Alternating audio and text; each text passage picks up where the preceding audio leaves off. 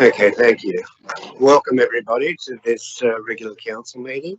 I declare the meeting open at exactly 7 p.m. Could we all please stand for the national anthem?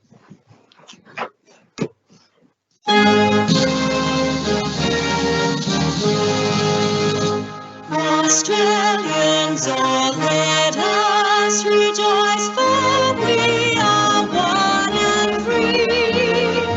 We've golden soil and wealth for toil, our home is girt by sea.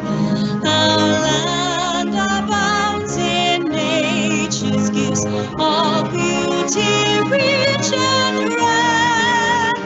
In history's page, let every stage advance Australia fair. In joyful strains that let us sing, advance Australia fair. Beneath the radiant Southern Cross, we'll toil with hearts and hands to make this Commonwealth of ours renowned of all the lands. For those who've come across the seas, with boundless plains to share, with courage let us all combine to advance Australia fair. In joyful strains that let us sing, advance Australia fair. So we can hear the opening prayer, which tonight will be led by Reverend Peter Greenwood. Thank you, Reverend. Thank you, Mayor. Let us pray. If you'd like to bow your heads. Almighty God and Heavenly Father, we give you thanks for all your goodness and loving kindness to us and to all people. We thank you for all the blessings of this life, but above all for your immeasurable love showered upon us in the grace of our Lord Jesus Christ. We thank you for the means of grace and for the hope of glory, that we may praise you not only with our lips but in our lives, serving you in holiness and righteousness all our days. And so this night, Lord God Almighty, we come before you as ruler of the nations of the earth enthroned in heaven. We ask that you give wisdom to the councils of this Georges River Council, that they may govern diligently the people of this region, and that they may have discernment to make decisions with justice and integrity. We pray for the Mayor as he leads council, that he will act prudently, speak wisely, and engage thoughtfully. We pray for each and every councillor that works so tirelessly to serve our community. And as the council has just elected Deputy Mayor, various committee members, advisory committees, external committees and panels, that all their decisions may be based on wise counsel, probity and equity, so that peace and welfare, truth and justice may prevail among us and make us a blessing to those around. And finally, we bring before you the unemployed, the poor, the neglected, those suffering from relationship breakdown and those suffering from abuse. Heal the brokenhearted, bind up the wounded, comfort and sustain them in their need. Give them the peace that passes all understanding through the knowledge of our Lord Jesus Christ. Give them wise and faithful friends, grace to forgive and be forgiven, and courage for the road ahead. We ask all these things through Jesus Christ our Lord. Amen. Amen. While we're standing, thank you, Reverend. While we're standing, I'd like to do the acknowledgement of the country. I'd like to acknowledge the traditional custodians of the land in which this meeting has been held, the Bidjigal people of the Eora Nation. I'd like to also extend our respects to their elders past, present and emerging. Thank you. I think there is one apology at this stage. I think it's Councillor Konjalski. Could we have an approved acceptance of the apology and approved leave of absence? Councillor Smerdley, and seconded by Councillor Statikopoulos. I will put it. All those in favour say aye. All those against say no. I declare it carried. Notice of live streaming of the council meeting Staff and public are reminded that this meeting is being recorded for minute-taking purposes and is also being webcast live on Council's website. This recording will be made available on Council's website. The order of business is as shown in the agenda. Council Code of Meeting Practice prohibits the electronic recording of meetings without the express permission. Now, we do have a number of disclosures of interest. The first one is from Council Mann. It's a report of assets and infrastructure, and it has to do with a report of the Georges River Local Traffic Committee Advisory Committee of the 6th of September. It's a non-significant, non-pecuniary interest. Council Marnie again. Glen Lee 80 Baronia Parade Lagano. Update report, non-significant, non-pecuniary interest. Councillor Ball. Cobra War Memorial Pool. A grateful community remembers its past. It's a non-significant, non-pecuniary interest.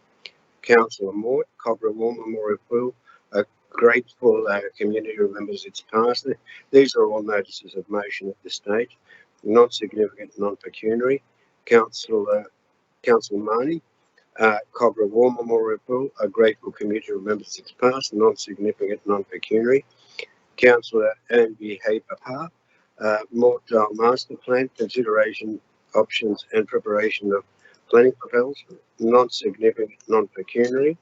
Councillor Jamieson, Mortdale Master Plan, consideration of options and preparation of planning proposal, a special disclosure of pecuniary interest.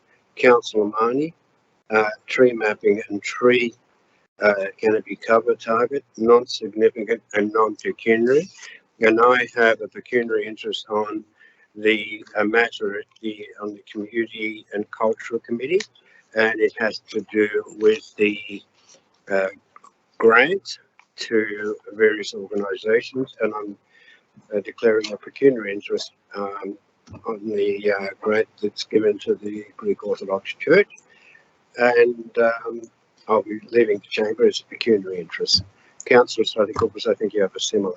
Yes, thank you, Mr. Mayor. I'd also like to declare a pecuniary interest in regards to the Council's approval of the event sponsorship at the recent Cogra Greek Orthodox Parish and Community Fact. I'm a member of the Executive Committee of the Greek Orthodox Church of Cogra. Oh, yes. Oh, thank you. We're now going to Sorry, Mr. Mayor. Councillor Lee. Yes. Still with declarations of interest. I'd like to do a declaration for CCL 08822, non-significant, non-pecuniary. It's for the Council Award Discretionary Funds. My son has just joined the Cogra Cougars, not basketball team, but the Cogra Cougars organisation. So I'd just like to declare that. Thank you, Councillor Mayor. Councillor Moore.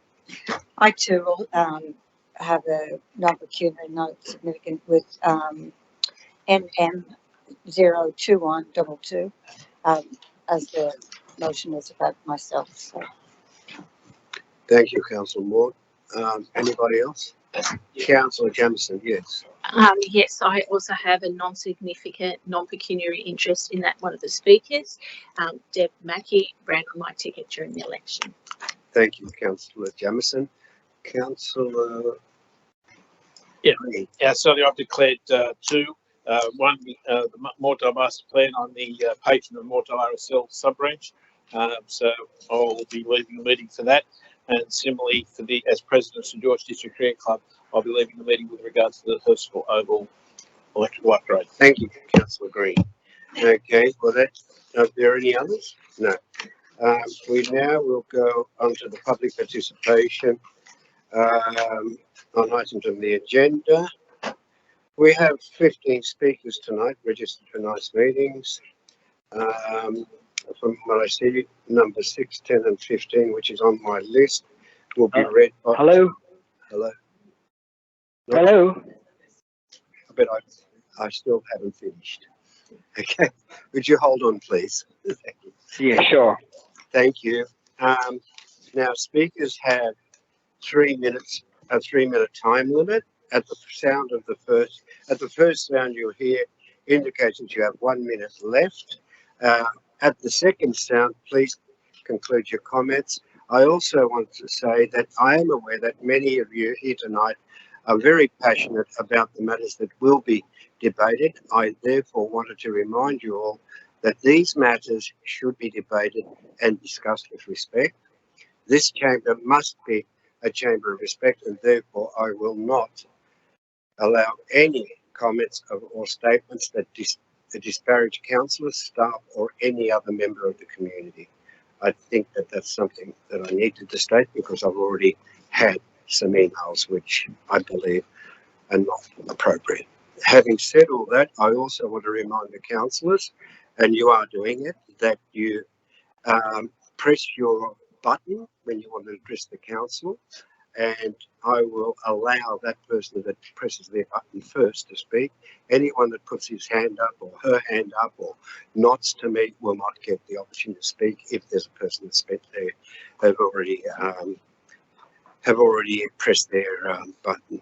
The first speaker tonight is on Walleye Creek Regional Park. It's Mr. Peter Stevens, and he will be addressing us remotely. Welcome to tonight's meeting, Mr. Peter Stevens. Thank you, Mayor. You have 3 minutes to address the meeting. If you like, you can start. Thank you. Thank you. Yes. I'm speaking to you tonight as president of the Walleye Creek Preservation Society, and I hope that the image you're now able to see is the image that I sent in, which is the single most important image of the Walleye Valley you're ever likely to see. It's clear in this high aerial shot that the Walleye bushland that's labelled there is the largest area of remnant in highly urbanised inner Sydney, from the coast right to the edge of that picture, and indeed much further on towards Prospect. And between the fringes of the Parramatta River and the fringes of the Georges River, that's the biggest bit. It's 50 hectares.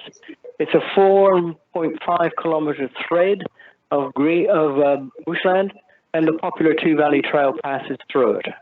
It's used by Georges River residents and people from all over the Sydney Basin, the Blue Mountains, Wollongong, Central Coast, and beyond.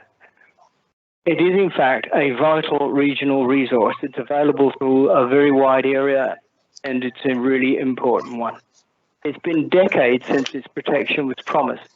42 years ago, the Kirby Inquiry recommended that the bushland be preserved. 34 years ago, the Liberal Party promised permanent protection of the bushland. 29 years ago, the Walleye Creek Preservation Society itself proposed that the bushland be incorporated into the Walleye Creek Regional Park. And 24 years, so 5 years later, we had an ALP commitment to create the Walleye Creek Regional Park. However, it's still incomplete. There's 2 hectares, which isn't even in the pipeline, go to the National Parks and Wildlife Service for the park. But it's an election period, and we want to see this made a high priority, and the support of councils in the inner southwest Sydney region like Georges River is very important to gain state government action to finally complete the park. A support motion for this is already unanimously passed in a West Council. There will be one before Bayside Council on Wednesday, and so it will go on. And already there are over 1,000 signatures on an open letter of support that we have promoted. And the Society would be grateful if Council would pass this motion of support and promote the open letter to Georges River residents to help maximise signatures on that open letter. I thank you for your time and the opportunity to speak to you. Thank you, Mr. Peter Stevens. The next person to address us is Mr. Gary Kapua, and he's going to address us in person regarding the notice of motion in connection with congratulations to St George Junior Rugby League for final series. Thank you, Mr. Kapua. My daughter said to read this rather than mumble for the next few minutes. Thank you for the opportunity. St George Junior Rugby League is the governing body for grassroots rugby league in the St George district. Our association is made up of 9 local clubs We have about 1,500 registered players ranging in ages from 4 years to 56 years, plus 500 volunteers. Our clubs are built off the hard work of volunteers who spend the winter months running canteens, barbecues, marking out fields, training, coaching, managing and more, so our kids can run out and play rugby league. St George Junior Rugby League are passionate about offering the opportunities to kids to get participating in team sports, which go beyond the obvious health benefits. Benefits like the sense of social belonging, learning the value of commitment, teamwork, confidence, and skill development. Grassroots sports also helps to break down barriers and gives families a sense of belonging, which often lasts a lifetime with their clubs. St George Junior League would like to thank Georges River Council for their support and delighted this year to return to Jubilee Stadium to host our final series. Congratulations to the council grounds people who had the field looking amazing after the heavy rainfalls 2 days leading up to the grand final. Our final series was a great success. We hosted games over 2 weekends and many people attended to support their family and friends playing in the series. It was fantastic to see the kids running out through the players' tunnel and onto the big stadium to the cheers of their family and supporters, because it is the home of rugby league in St George. We appreciated the assistance of GRC as our St George Junior League development training continued throughout September. Due to the size of our development program, a total of 160 players plus officials, it was important for us to utilise the main footy field and the field next to it at Riverwood Park in preparation for a gala day against teams from Illawarra and Group 7 on the South Coast. Our pathways for both male and female players have become significantly stronger due to the efforts of Kyle Stanley from the Dragons St George District Club. From park footy to development pathways and junior reps through to major competitions, allowing us to showcase our local players. We're also wanting to base the Community Heritage Rugby League team to train at Riverwood Park. Most importantly, and with our current working relationship, I'd like to thank the council in general for their support of our 9 clubs throughout the season. 6 of our clubs have home ground fields in Georges River local government area. We appreciate the council's support of these clubs and maintenance and upkeep of those grounds and facilities they call home. We look forward to your continued support through season 2023 and the years beyond. Thank you very much. Thank you, Mr. Fufu. And our congratulations go to St George Junior Rugby League for the final series. Thank you for that. Thank you. Mr. Brian Russell, notice of motion regarding legislation on abandoned shopping trolleys. Mr. Russell, thank you. Thank you, councillors. So, Brian Russell, legislation. In short, tonight, Georges River Council could have the power to regulate abandoned shopping trolleys, boats and trailers, and a myriad of other unattended items.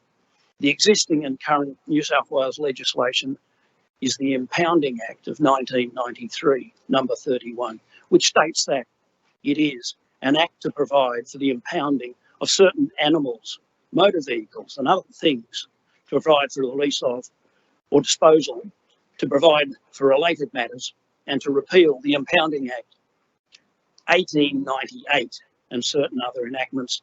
Yes, this Act of 1993 repealed the Impounding Act of 1898. So this legislation has considerable history, but let's save that for another day. Significantly, Council will have us believe that it is waiting for the new updated version of this legislation, and at first glance that seems fair enough, given that the current and existing Act references its own proposed repeal. I won't go into that detail for time, but that said, tonight's item on the Council meeting agenda refers to dates of over 2 and 3 years ago, and thus far we're all still waiting for someone else to do something else, when in fact Georges River Council could have adopted and could still have a plan of action tonight. Similarly, for boats and trailers, where enabling amendments were passed into New South Wales legislation in 2015, and still no action from Georges River Council 7 years ago. As you may be aware, abandoned shopping trolleys, as well as boats, trailers and a myriad of other items, are left unattended anywhere and everywhere, and in the most inconsiderate and inconvenient places and without regard for others, and then remain there for an extended period of time. The New South Wales government has legislated to ensure that LGAs have the power to force the removal or else impound these abandoned shopping trolleys, as well as boats and trailers, a myriad of other items. As an example, since 2016, 12 other LGAs have moved to opt in order to avail themselves of the power under this New South Wales legislation. Surprisingly to me, Georges River Council has not opted in. Not surprisingly, therefore, those who complain to Georges River Council are told up front, there is nothing that council can do. Where does the fault belong? Clearly, those who abandon the shopping trolleys, boats, trailers, you name it. But isn't Georges River Council compliant in allowing this situation to continue? And tonight it could move to avail itself of the powers to act under the New South Wales legislation. I can see I have 10 seconds, so there is nothing that council, we're tired of hearing the words fobbed off that there is nothing that council can do about abandoned shopping trolleys, trailers, etc. Thank you for your time. Thank you, Mr. Brian Ross. We're now going to Mr. John Delaney, and it's about the report regarding the Mortdale Master Plan. Mr. Delaney, thank you. Mr. Mayor, councillors, ladies and gentlemen, my name is John Delaney, and I'm here as President of Mortdale RSL Sub-Branch.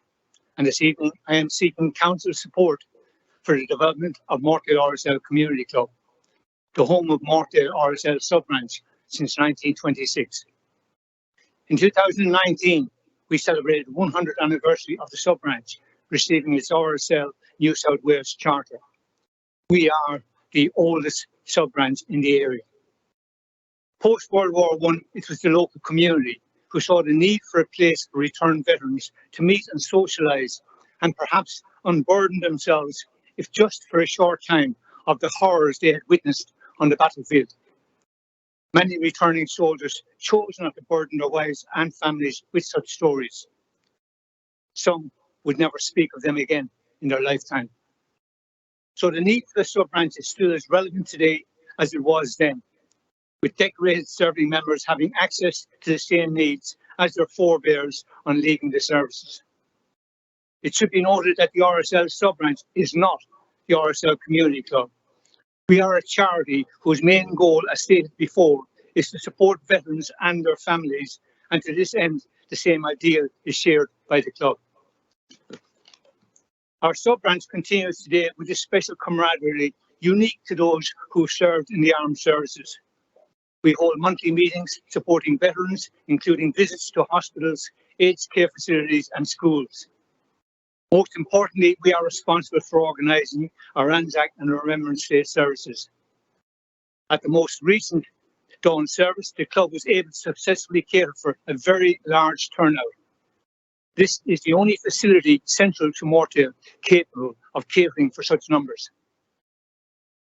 We are the custodians of this legacy, and we owe to those past and present to remain on what we consider a sacred place as a tribute to the founding members. Alas, the building is old, outdated, and ever-increasing maintenance costs not economically viable to maintain. To deny this application, the club will undoubtedly close in a short period of time, therefore ending 96 years of history of the sub-branch on this current site.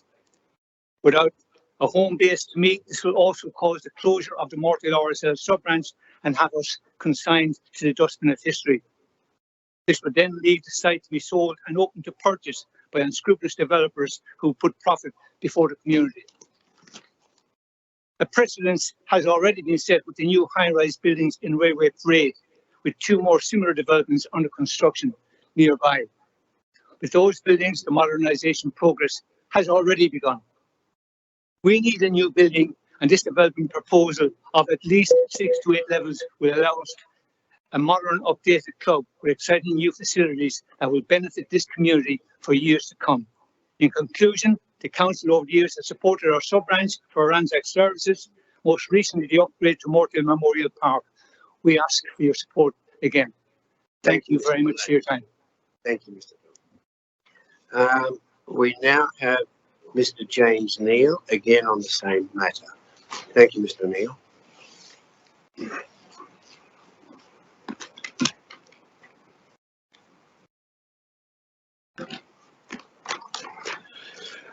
Mr. Mayor and Councillors, my name is James Neal. I'm the Treasurer of Mortdale RSL Club.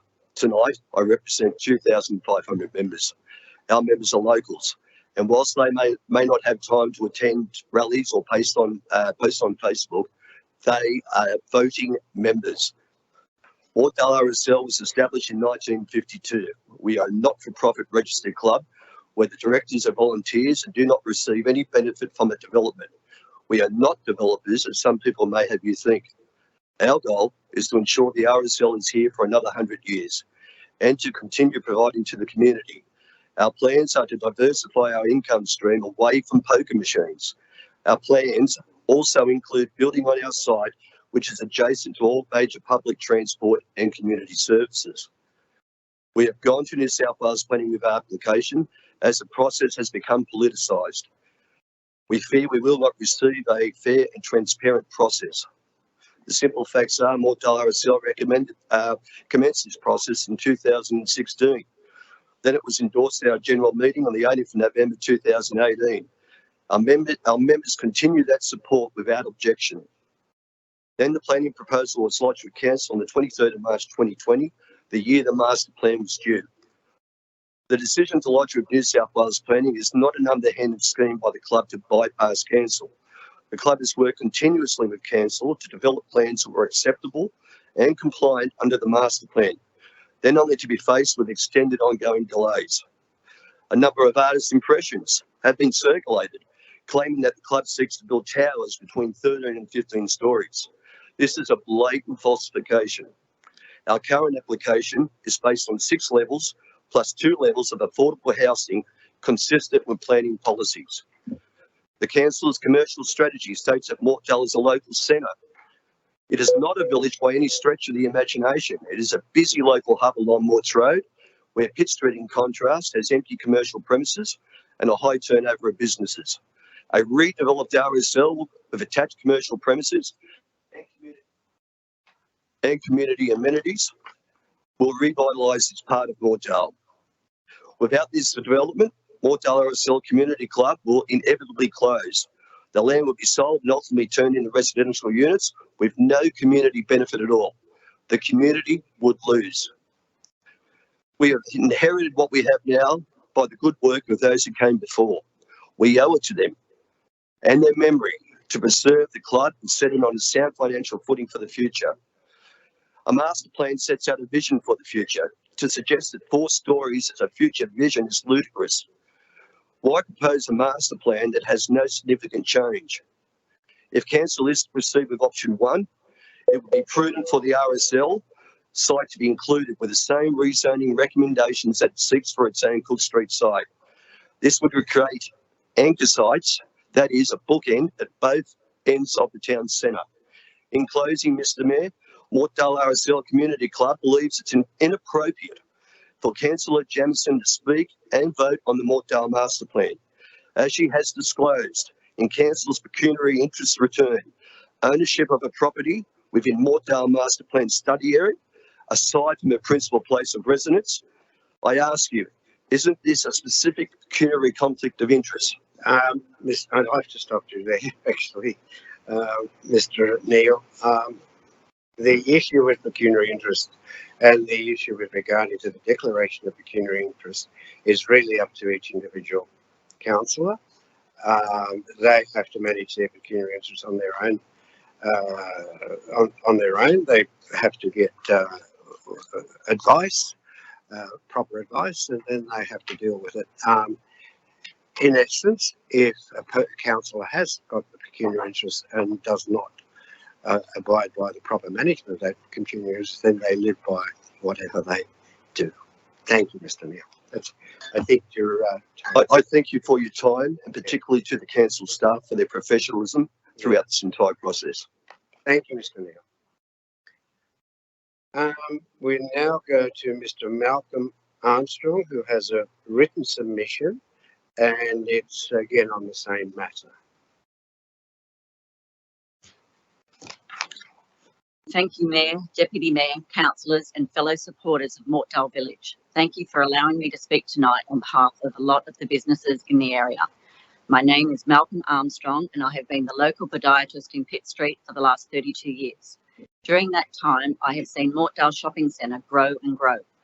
I have been fortunate enough to have a thriving business in the area. As a successful business person, I understand the need for rejuvenation. However, I believe the current proposal is not in line with the Mortdale Village. The 9-storey RSL proposal and the 5 or 6-storey proposal for elsewhere are inappropriate. The state government's theory is that you are close to the train station, people won't be using or needing cars. However, that is not the case with businesses. For example, a majority of my clients are elderly, they are not as agile and often need help getting out of their car. Parking is important to my clients, it is important to businesses. As much as we would like to think otherwise, people do use cars to travel to shops, either for medical reasons or to carry their shopping. To understand the importance of traffic in Mortdale Village, you just have to see the anger of the locals when there were about 13 car parking spots removed as part of the Mortdale streetscape improvement. Somehow the people did not know that so many car parking spots would be removed. However, replacing the car spots with pot plants has impacted the business community immensely. It is difficult for my customers, especially the elderly, to find a parking spot. The traffic and parking issues are not taken seriously. It is of serious concern to me and the local community that the RSL is also now attempting to bypass the local council and relying on the state government to get their 9-storey development approved. The state government's cookie-cut approach, assuming that all shopping centres are the same and should be 6 storeys, simple proves they do not understand the unique local landscape of the Mortdale Village Centre. My question is, will the state government listen to the people who live and work in the local area? Or will they instead take advice, which has already been rejected, from the previously exhibited inappropriate Mortdale Master Plan? Our local state member, who is also a minister for the current government, has provided no more than a petition claiming that he is against overdevelopment. However, our local member has failed to define what overdevelopment is. He has not openly opposed the RSL development. He has not openly stated that 4 storeys are more appropriate for the commercial area. Will the people that were elected to represent the community support the community, or will they support the developers and the current state government? Who is going to support the local businesses?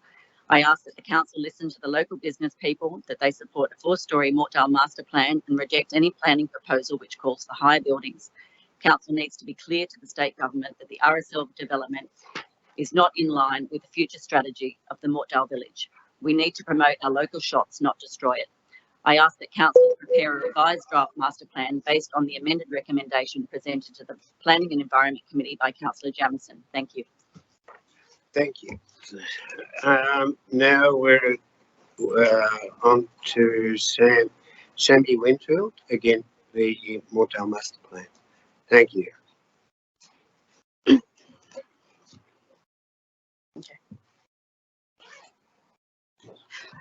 Good evening. My name is Sammy Winfield and I'm a resident of Mortdale Village for the last 11 years, living very close to the RSL. I'm speaking against overdevelopment and I'd like the council to adopt the revised master plan that was presented to the Planning and Environment Committee by Councillor Jamieson. None of the other options presented by council are acceptable to the community. The lack of crucial understanding of Mortdale's character and infrastructure. Rejuvenation is great, but not at the expense of the community.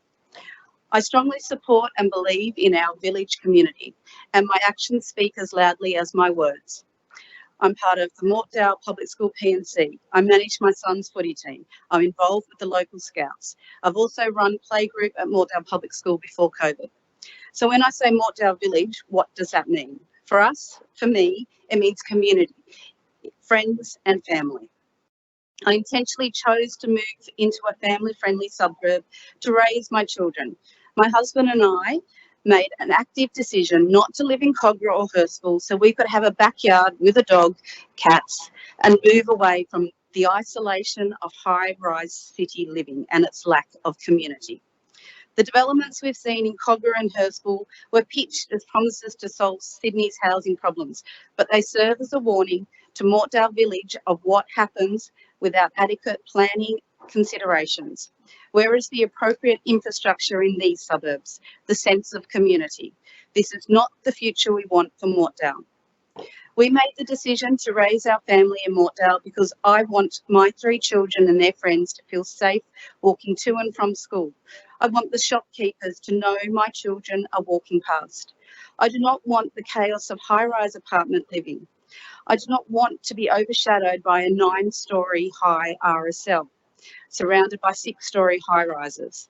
The view from my backyard is trees, birds, even bats at sunset. I'm a registered nurse who works in the disability sector in Mortdale Group Home. I see the need for appropriate housing such as specialist disability accommodation. Already my staff and customers from work are visiting Mortdale less due to the parking problems. We need a smart planning that improves access for people with disabilities. One thing COVID has taught us is how important community is to mental health and people's well-being. The options presented to us focus more on the RSL developers than on Mortdale's unique character, surrounded by a one-way bridge and our Ellen subway. It's not a major road. I urge you to listen, to work with the village community. I am a voice of the village. Please support Councillor Jamieson's motion. I'm here tonight to remind you that when it comes to building heights, we want no more than full. Thank you. Thank you. Thank you, Ms. Stanley Winfield. We now go to Mr. Brian Shaw, who will be talking on the review of the Council's Code of Conduct. Mr. Shaw, thank you. Mr. Mayor, I'm glad that I wasn't in the middle of those people, or I would have been a piece of meat in a sandwich. I'd just like to talk to you tonight about the proposal for amending or changing the Code of Conduct. I've been coming to this room for 34 years. During that period of time, you learn many things. You see good councillors, you see not so good councillors. I've also listened, as many of you have, to a certain inquiry. We're allowed to at least use the name, Mr. Mayor, now? To the general manager. I think we probably are, Ms. Ridley. If it's a reference simply to the inquiry by ICAC, you can certainly refer to inquiries by ICAC. Okay, thank you. That's all I need to know. You. Of course, we haven't been able to, have we? The reality is that ICAC was really interesting in pecuniary interest, and that's where I'm focused tonight. 4.23 and 4.38, between those two things, because there's some strange things that have come to you all.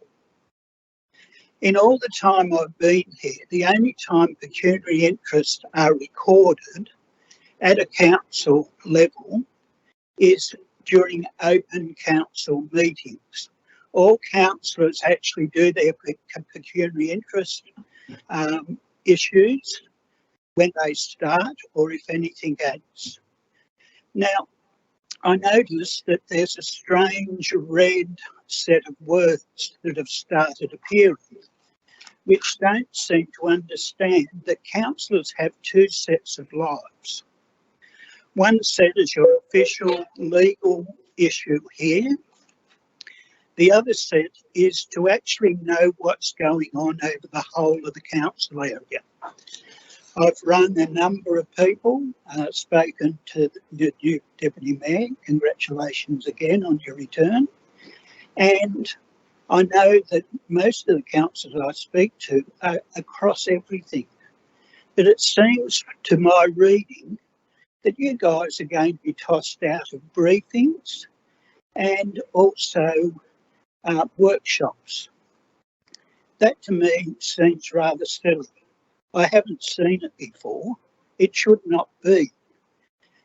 You cannot vote in a workshop.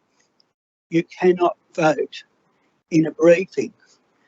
I remember the member for Heffron said that briefings are probably against the law because council officers shape the thought patterns of the councillors. That's his opinion. I have alternative opinions. Let me say, councillors, you need to consider very carefully what you're doing tonight. You may well make a rod for your own backs. You may well make a rod for other people's backs who are coming after you. And the reality is the government rules, ICAC rules, do not require this to happen. It is a local thing. And really, I would suggest you actually take this back again. You look through the whole thing and you actually do it properly. And I'm still trying to work out more similar. In legislation, which this is, you actually are required to name specifically, not some nebulous thing. Mr. Shaw, I've given you a little bit of latitude. Thank you, Mr. Mayor. I think you should really. I am actually finished. So I think, Thank you. have I been attending council meetings longer than you? Yes, you have. Thank you. I thought so. About 5 years longer. Thank you.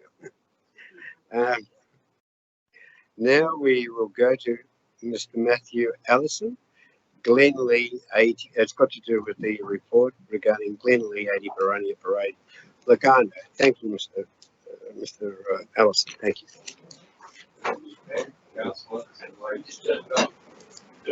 Yeah, you too. Okay. As a member of Oakley Flora and Fauna and Friends of Glen Lee, I'm here tonight to talk on Glen Lee, and in doing so, to add support to the tree mapping and tree canopy cover target proposal. We've lost so many remnant native trees since the state government brought in the 1050 tree and vegetation clearing legislation 8 years ago.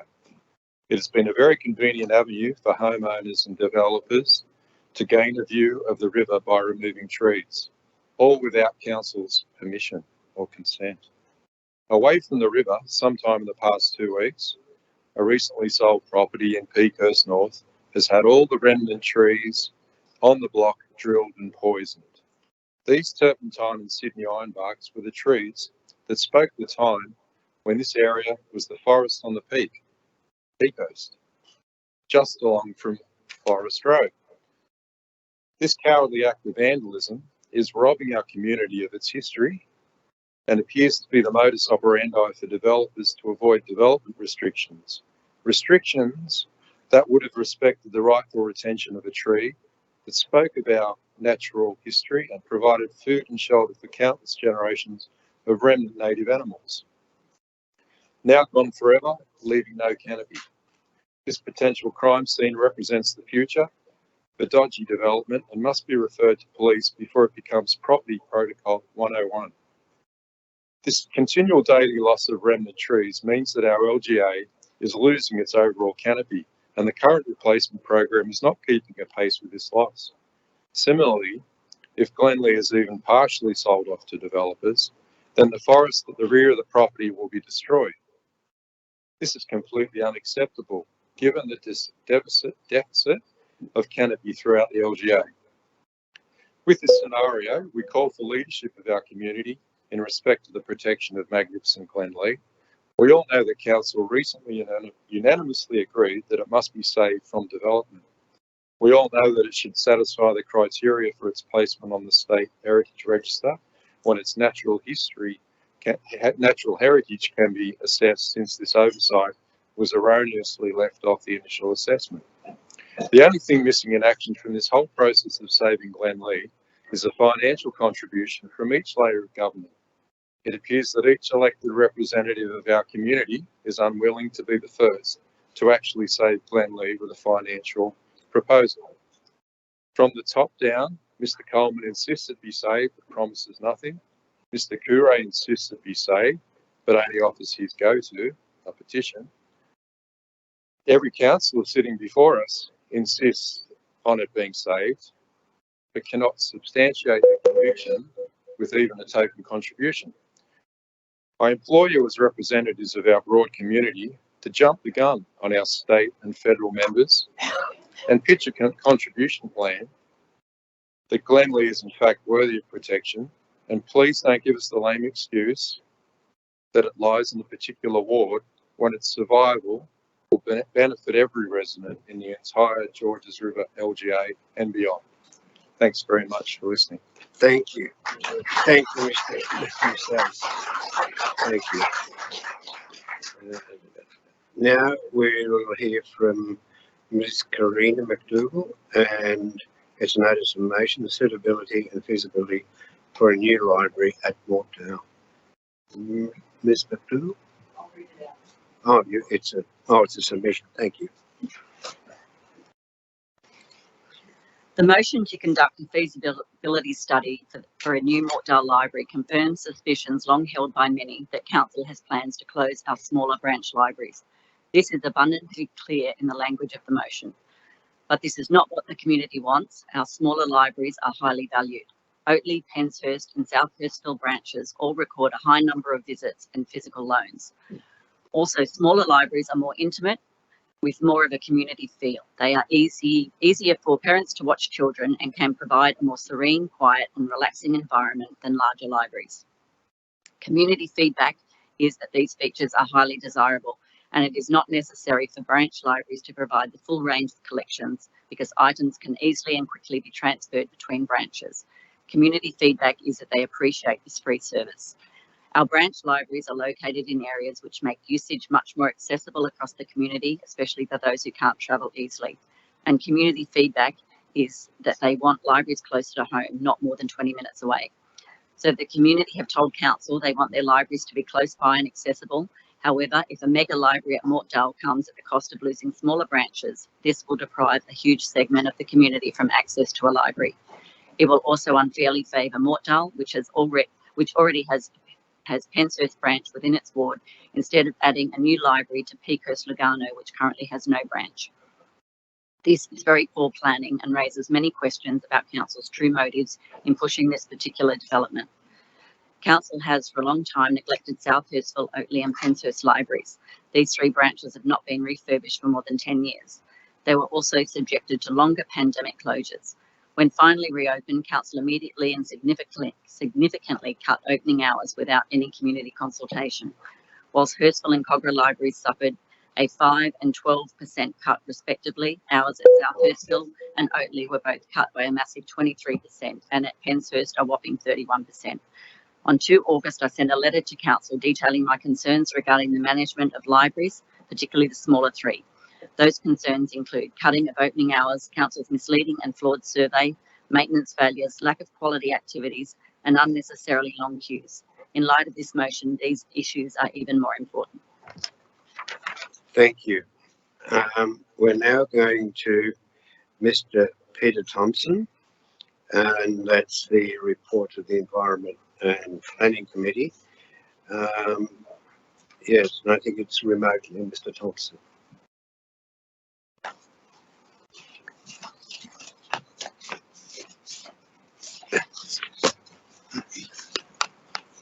Mr. Thompson, are you there? He's online. Thank you, Mr. Thompson. If you'd like to address the council, you can start.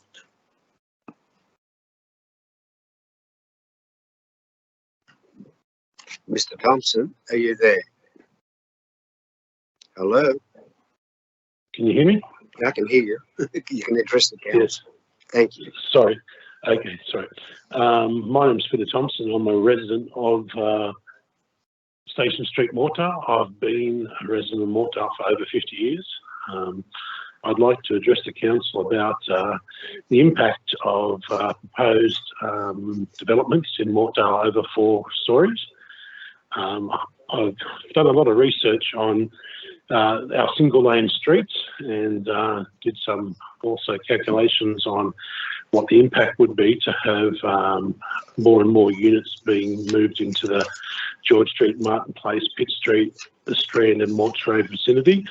One of the main ones I wanted to speak about was the Strand in Mortdale, which is a dual lane by-street that intersects most of the major streets of Mortdale, that actually tapers across to after Station Street to just 1.5 lanes wide. 2 cars can't even pass themselves past Station Street, Universal Street, Crump Street, Kemp Street. So I think this is really important that when we talk about bringing in more density housing, that we have massive problems at the moment with parking. We have high density 4-storey apartment blocks in most of the streets from the station all the way down to Universal Street in Mortdale. I think that anything over 4 stories is out of character. It will be something that will greatly impact our suburb. I think at some stage, the residents of Mortdale have realised that we have to have a win-win situation where the proposed development for the Mortdale RSL, where the RSL can survive, and also it doesn't over affect the people who live around the RSL, so one survives and everyone else suffers. We're looking to have a win-win situation where Mortdale RSL can develop, and we also get to keep a decent standard of living in the suburb, and also be able to provide proper parking, proper traffic flows, and so forth. I looked into this a little bit. I have seen what's happened at Cogra RSL, also Bronte RSL, Club Willoughby. These developments where the RSL have then had later falling out. Everyone knows that Cogra RSL no longer meet on the old Cogra RSL site. So I just think as a resident, we can only get this right once, and if we miscalculate, it'll impact the suburb forever. I think a reasonable development is 4-storey blocks. That's in keeping with the rest of Mortdale, and I think that's strongly backed up by most of the residents of Mortdale. Thank you, Mr. Thompson. We'll now go to Ms.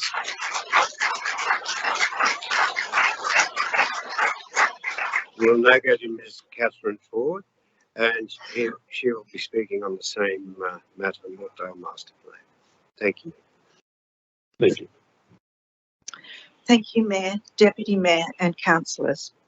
For the past 12 months, since the previous draft master plan went on exhibition, I have been continually speaking to local residents about future development in Mortdale.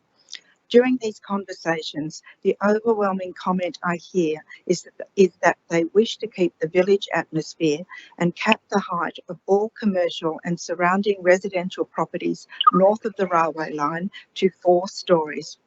Mortdale has one of the most prestigious high streets in the St George district, and to commit 6 stories in the heart of Mortdale will completely destroy that high street and village atmosphere. We are continually being told that we need to allow at least 6 stories and to increase floor space density in the commercial zone to activate development. The very restrictive current floor space ratio of 1.5 to 1 is probably the main reason why redevelopment has not occurred in the commercial centre. There is a good example of a 4-storey mixed-use development in a B2 zone in our neighbouring suburb at 18B Letitia Street, Oatley. This property is a small parcel of land with the top 2 floors set back from the street facade. Its floor space ratio was just under 2 to 1. If the owner of that site felt that it was economically viable and worth the investment, there is no reason to believe the owners of the Mortdale Commercial Centre will not do the same if we increase the floor space ratio but limit the height of buildings to 4 stories. Speaking on behalf of the vast majority of residents who reside in Mortdale, I would urge councillors tonight to pass a resolution that council not proceed with the previous draft exhibited master plan, but prepare a revised draft master plan based on the amended recommendation put forward by Councillor Jamieson at the last Environment and Planning Committee meeting, and then proceed to exhibit the revised master plan as soon as possible. Thank you. Thank you, Ms. Ford. We now go to Ms. Anna Gilmore, who will be, I presume, speaking on the same matter, the report of the Environment and Planning Committee, which I presume is the Mortdale Master Plan. Thank you. Thank you and good evening. I would like Council to adopt the revised master plan that was presented to the Planning and Environment Committee by Councillor Jamieson. None of the options presented by Council are acceptable to the community. My name is Anna. I'm 19 and have lived in Mortdale with my parents my whole life. I have always loved the small community feel of Mortdale. What the Council is embarking on will change the whole dynamic of Mortdale. I ask that you take a few points into consideration. Firstly, inclusion. Mortdale has lost 13 parking spots this year, including one disabled spot that impacted my family directly. My dad has had both of his knees replaced and is unable to walk very far. Since that disabled spot was moved, there have been multiple times we have been unable to find anywhere to park. My dad has asked the council if there will be a new disabled parking spot and has received no answer. The second point. The traffic is always a concern in Mortdale Village, and with high-rise development, it will only be worse. There are already regular traffic jams on Railway Parade and Ellen Subway, without the large amount of additional buildings being proposed here tonight. My third point, I am concerned about sustainability. Will the apartments have a green component? Do any of these proposals also include the infrastructure required, such as roads, water, electricity, solar panels? Or will we end up living in conditions which are overcrowded and under-resourced? My fourth point is about mental health. As a society and a community, we are already dealing with a high level of mental health issues, which have been exacerbated during COVID. We know more than ever there is a need for people to go outside and enjoy green space. The tree canopy shouldn't be overshadowed by 6-story buildings. My fifth point I will make is on affordability. I, as many young people are currently, am questioning how I can afford a home. However, even as a young person, I am enthusiastic about approaches which deliver real and tangible solutions, not just increasing apartments and building height limits. Having seen the Ellen Subway and how that has affected our suburb, I cannot justify lazy 6-story planning that would destroy the village atmosphere. Finally, I make the request, as a born and bred Mortdale local, that council does not settle for a secondary solution. I urge all of you to stick to a 4-story limit. I want other families to enjoy the same Mortdale village atmosphere I've had the privilege to grow up in. I urge you to guarantee better solutions for my own generation. It is our future your decision tonight will most greatly impact. Please do not stifle or suffocate that future for us. I urge you to stand with us and stand by no more than 4. Thank you. Thank you, Ms. Gilmore. We will now go to Ms. Deborah Mackey, again, I think on the same subject. Good evening, Mr. Mayor, Deputy Mayor, councillors and fellow community members. By now, I'm sure you are fully aware of the Mortdale community wishes for its suburb being no more than 4 stories. We are a village, not a huge town centre, nor do we want to be. We want our village to remain a village. I refer to the signs that are on the corner of Hillcrest Avenue and Globe Avenue, which points to Mortdale Village Shopping Centre. I have spoken to so many residents and they are all extremely upset that yet again you are not representing the wishes of the majority, but rather taking more notice of the state government and big business. Again, the community is not being listened to. We have given more than enough valid factual reasons why the proposed exhibited draft master plan should be amended, taking the input from all of the community consultation, which provided much better planning outcomes.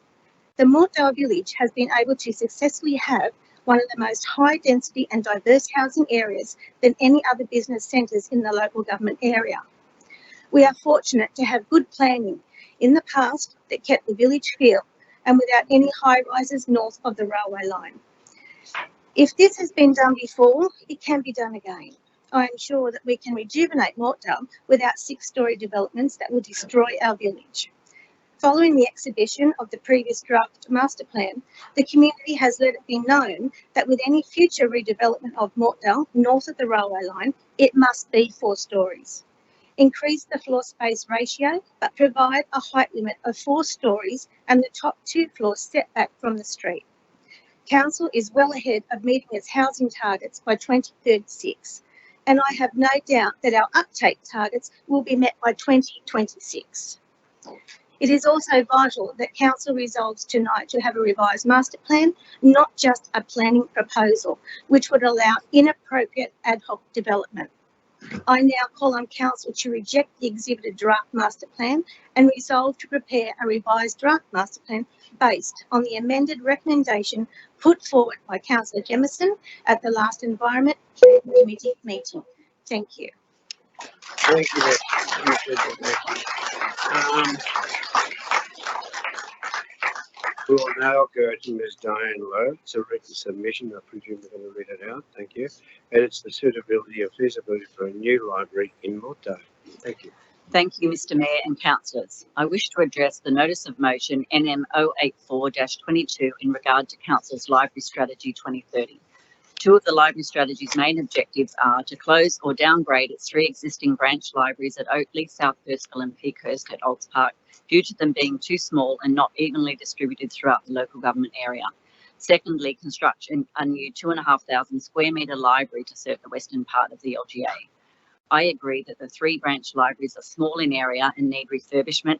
However, if you look at the location of all five libraries, they are well placed to serve the entire LGA. In particular, the location of Olds Park Library at Peakhurst is the most accessible location to serve the western part of our LGA, as it has a direct route along Forest Road from Lugano and Peakhurst, while Riverwood and Mortdale are within easy reach. Librarians are telling me that libraries do not need to be bigger, they just need to be equipped with flexible furniture that is adaptable to many activities. This means pulling furniture apart for individual pursuits and pushing it together for collaboration and socialising. With the advent of online platforms such as databases and ebooks, cumbersome shelving can be reduced and replaced with flexible solutions, which is a key element of future-focused learning.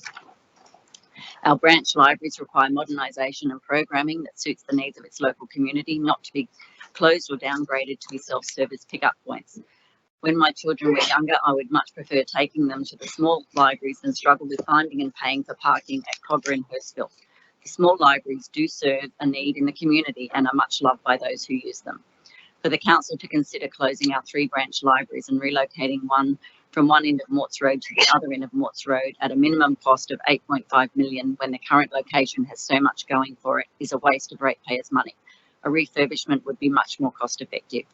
Mr Mayor and councillors, I would hope that you revisit the whole library strategy to include the retention of the 3 existing branch libraries in their current locations and increase the size of the Olds Park Library, which has such great potential with parking and the ability to enlarge it so that it better serves the people of the western part of our LGA. Thank you for the opportunity to speak to you tonight. Thank you. Well, that completes our addresses, and we'll now go to the confirmation of the minutes of the previous meeting. Confirmation of the minutes of the ordinary council meeting held on the 22nd of August 2022, moved by Councillor Symington and seconded by Councillor Smerdley. Are there any comments that people want to make? No? Well, I'll put it. All those in favour say aye.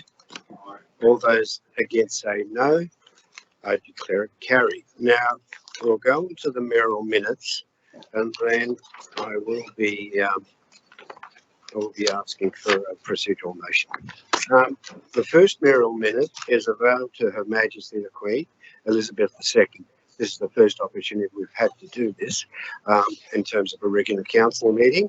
On Friday the 9th of September, Australians woke to the sad news that Her Majesty the Queen, Elizabeth II, had passed away at Balmoral Castle. In 1947, at the age of 21, Queen Elizabeth gave a radio broadcast in which she said, "I declare before you all that my whole life, whether it be long or short, shall be devoted to your service." Here in Georges River, we have a personal connection with Queen Elizabeth, who passed through Hurstville with Prince Philip during the royal visit to Australia in 1954. The royal tour was the first of 16 visits by Queen Elizabeth to Australia, 12 of which included Sydney and New South Wales. The Queen visited Australia 4 times this century, with Sydney included in her itinerary in 2000 and 2006. In a speech during the final Australian visit in 2011, the Queen said, "Ever since I first came here in 1954, I have watched Australia grow and develop at an extraordinary rate. This country has made dramatic progress economically and in social, scientific and industrial endeavours, and above all, in self-confidence. An historic reign has concluded. She was stoic and responsible and devoted to public service to the end." I believe she was a very amazing woman. My motion is that all persons attending this meeting of council observe 1 minute's silence to commemorate the life and service of Her Majesty the Queen, Elizabeth II. Could we all rise.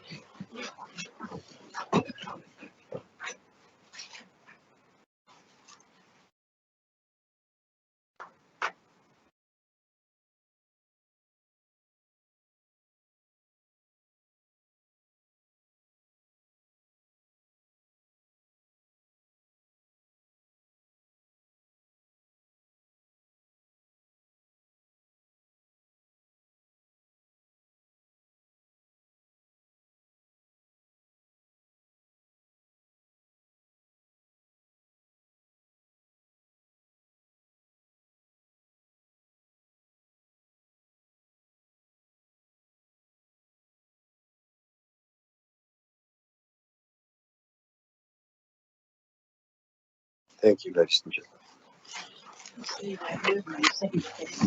Could I have a mover, please, for my motion? I'll second it, Mr. Mayor. Moved by Deputy Mayor Councillor Lansbury, seconded by? No, Councillor Moore. Councillor Moore. Thank you. Sorry. Please refrain from just putting your hand up. I need a. Okay. Thank you. Now, I put the motion. All those in favour say aye. All against say no. I declare it carried. Now, congratulations and good luck to Councillor Natalie Moore. Council is very proud that one of our elected representatives has qualified for the Elite World Championship Ironman event, the pinnacle of Ironman events around the world. The full Ironman consists of, unbelievable, a 3.8 kilometre swim, a 180 kilometre bike, and a 42.2 kilometre run. And I hope you're still alive after it. But anyway, on the 1st of May 2022, through brutal rain and windy conditions in Port Macquarie, in a time of 13 hours, 32 minutes and 55 seconds, Councillor Mort was rewarded for her persistence, determination and motto of never giving up when she qualified for the Kona. Later learning she completed the event with cope. Still alive. Arriving in Australia from Ireland as an 18-year-old, Councillor Mort couldn't swim and had a near-drowning experience at Bondi Beach. It was only when Councillor Mort had children and took them to swimming lessons at Cogra War Memorial Pool at Cars Park that she decided she needed to learn to swim too. Inspired by the many elite triathletes training at Cars Park, Councillor Mort not only learned to swim, but also decided she would train for triathlons as well. In 1996, Councillor Mort completed her first full Ironman. It would be another 22 years before she attempted her second Ironman in 2017, after which she went on to complete in a further 3 Ironman events, coming painstakingly close to qualifying for Kona, but failing just one spot short each time. She qualified for the World Championships in her 5th Ironman attempt at Port Macquarie earlier this year. Councillor Mort is to be admired for her work ethic, mental strength and determination, and in qualifying and preparing for the Ironman World Championship, training for hours and hours each day. Councillor Mort's achievement shows that you should never give up on your dream. She is an inspiration to our older residents to keep their body moving and prove that you are never too old to push your body to the extreme limits. Council wishes Councillor Mort the best of luck as she travels to Kona, Hawaii, and competes in the Ironman World Championships on the 6th of October 2022. But as we know, luck only happens after you've done the hard work. And congratulations, Councillor Mort. I think it's a wonderful achievement, but I just don't know how such a small person can do so much.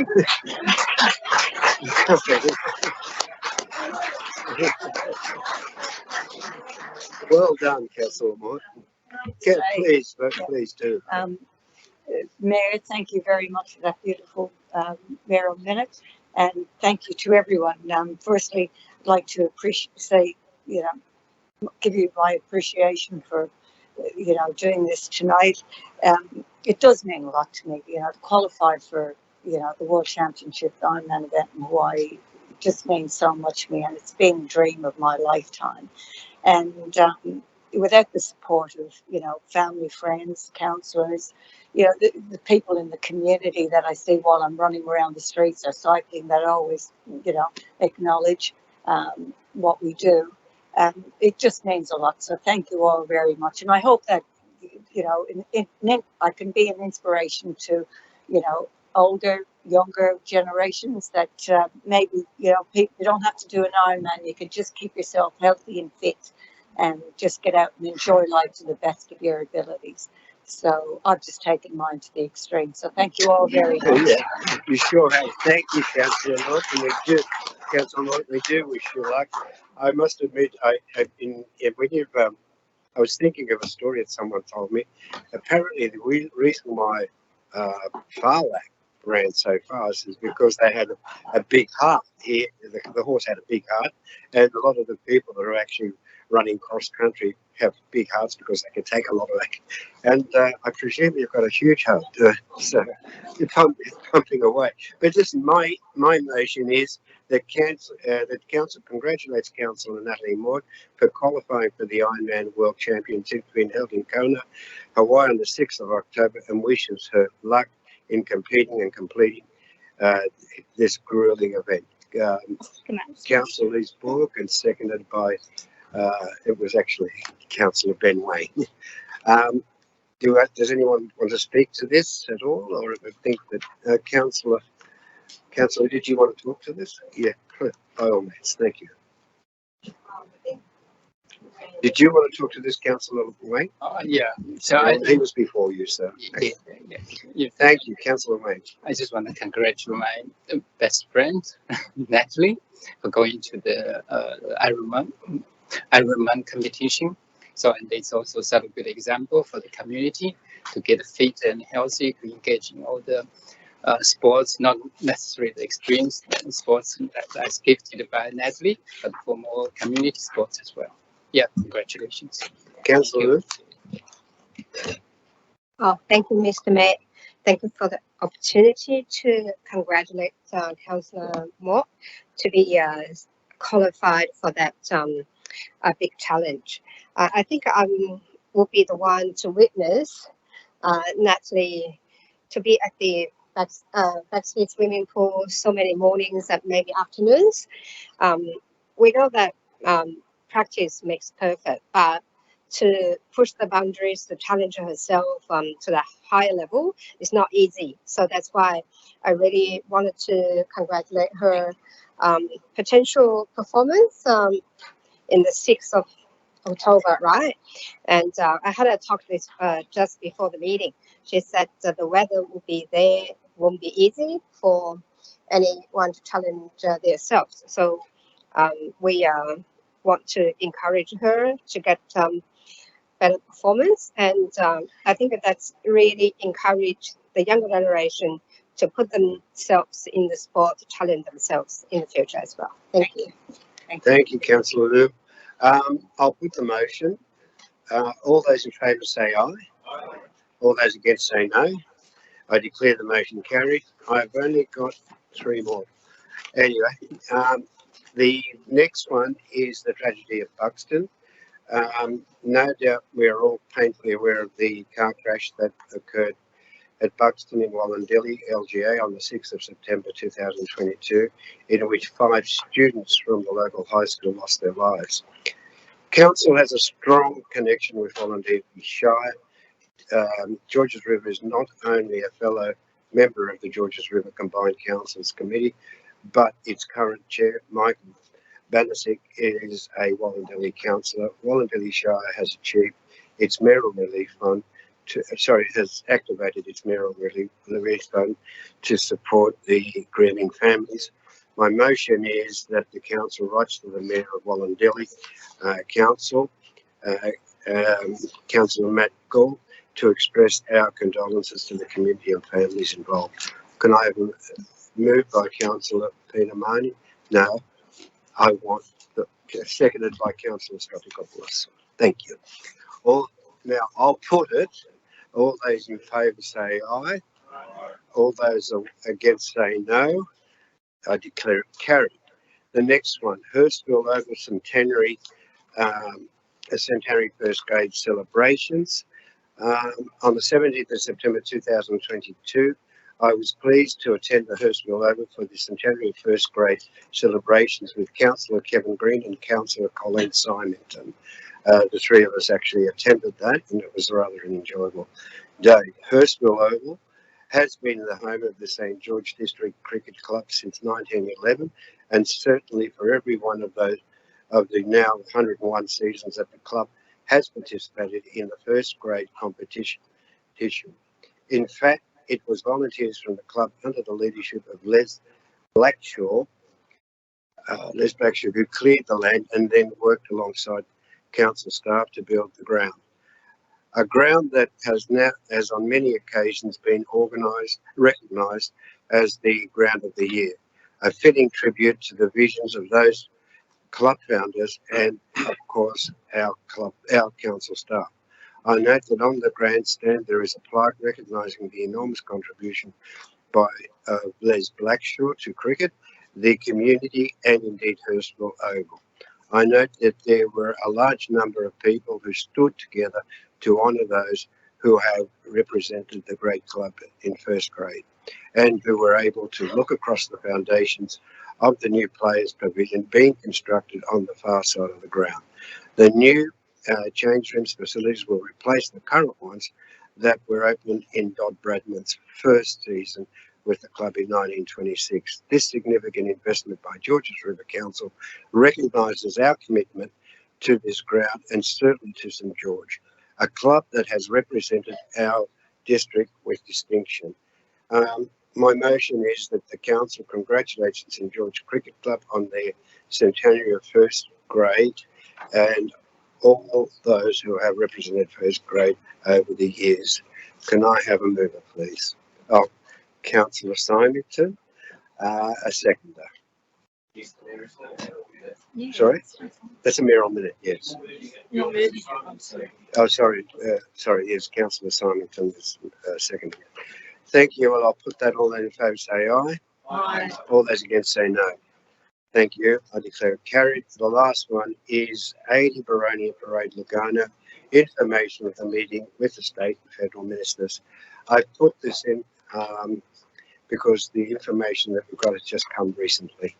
On the 21st of September 2022, members of the Friends of Glen Lee and I met with the Honourable David Coleman MP, the Honourable James Griffin, and the Honourable Mark Coure MP. And there were a few other people present, including the Acting General Manager, the Director, and a few people representing the Glen Lee supporters. The purpose of the meeting was to hear from the federal and state members regarding the allocation of funding for the purchase of Glen Lee. Mr. Coure stated that the state government does not have the funds to purchase the site. However, he indicated that he would continue to pursue the search for funds within the relevant areas of government. Mr. Coleman stated that a previous federal government indicated that there was a strong indication that funds would be available to contribute to the development of infrastructure on the site. This would include new buildings, upgrading of existing buildings, and access. However, the approval of these funds would be subject to the budgetary processes of the current government. Mr. Coleman stated that funds would not be available to purchase the land. It was noted that consideration needs to be given to the development or use of the site to create a revenue stream to ensure the site, if purchased, is financially viable in relation to the maintenance and management. Discussion at the meeting also focused on the significance of the site in relation to its cultural, natural Aboriginal heritage.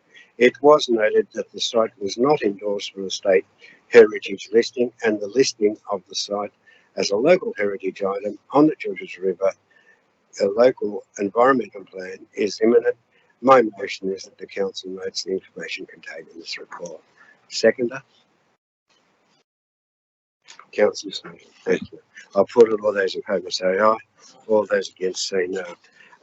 We're now going to what do we do now? We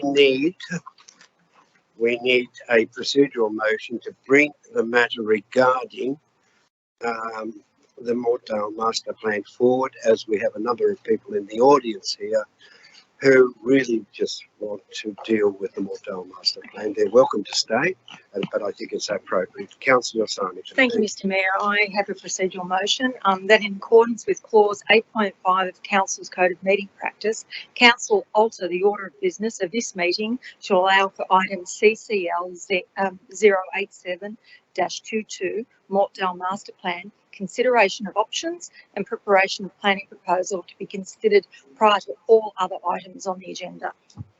Moved by Councillor Colleen Symington, seconded by Councillor Christina Jamieson.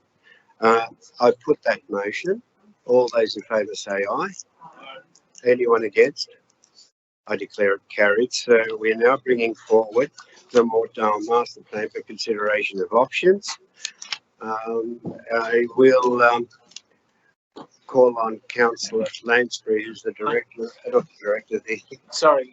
Sorry. Oh, yeah. Yeah. Oh, sorry. As indicated earlier, Councillor I Green, yes. declare an interest in this, and just for those in the gallery to recognise, I am the patron of the Mortdale RSL sub-branch, and even though it's a non-pecuniary, non-significant interest, because whenever this conversations come up around the Mortdale Master Plan, I've always withdrawn from whether it be briefings, workshops, or full council meetings, because for total transparency, I wouldn't want anyone to think that I was conflicted in any way.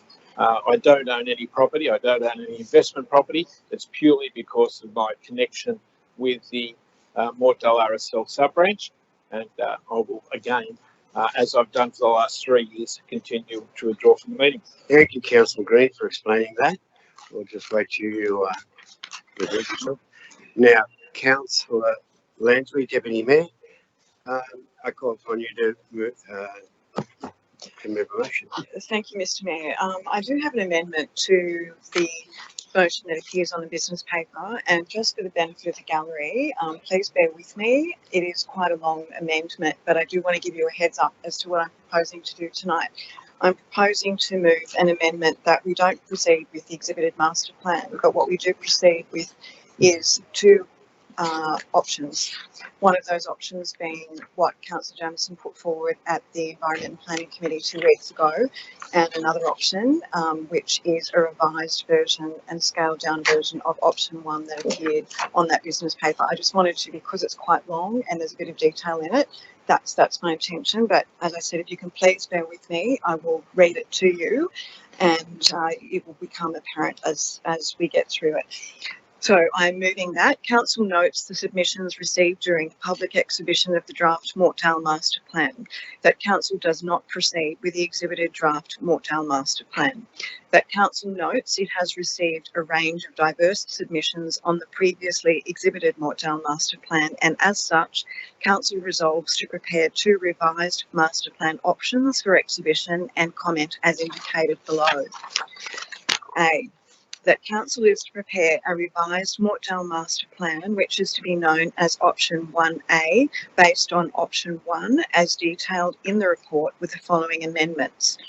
I, revise the height limit in the B2 zones within Morts Road to 4 stories, with a 2-storey street wall with upper levels set back from St Catherine Street through to number 14A Morts Road, just past the Uniting Church, and this is to be reflected on the opposite side of Morts Road, so that the 4-storey limit extends from St Catherine Street through to number 11C Morts Road. II, revise the height limits on the sites that front onto Macquarie Place, which includes the sites that are located just behind number 11A Morts Road, which is the current location of the Westpac Bank, all the way through to the Strand, are to be limited to 4 stories with a 2-story street wall and with upper levels set back in this location as indicated in option 1 and as detailed in the report as figure 6, but extended to the Strand in order to include part of the RSL site that faces Macquarie Place. III. Revise the height limits on all the other remaining B2 zone sites which occur in close proximity to Mortdale Railway Station and front onto Pitt Street, the corner of the Strand and Pitt Street, part of Cook Street and including parts of George Street, so that they are limited to 6 stories with a 2 to 4 story street wall and with the upper levels set back in all such locations as indicated in option 1 and as detailed in the report as figure 6, with the exception that the B2 zoning that fronts Pitt Street and includes part of the RSL site is to extend to the Strand, and the 6-story height limit is also to extend to the Strand on the corner of Pitt Street and the Strand. IV. All other proposed rezonings and proposed height limits are to be in accordance with that which is indicated in the attached council officer's report as option 1 and as detailed in the report as figure 6. Option structure plan on page 97, which also includes the rezoning of some of the existing residential properties. V. The actual heights in metres are to be in accordance with the paragraphs 58 and 59 on page 87 of the attached council officer's report.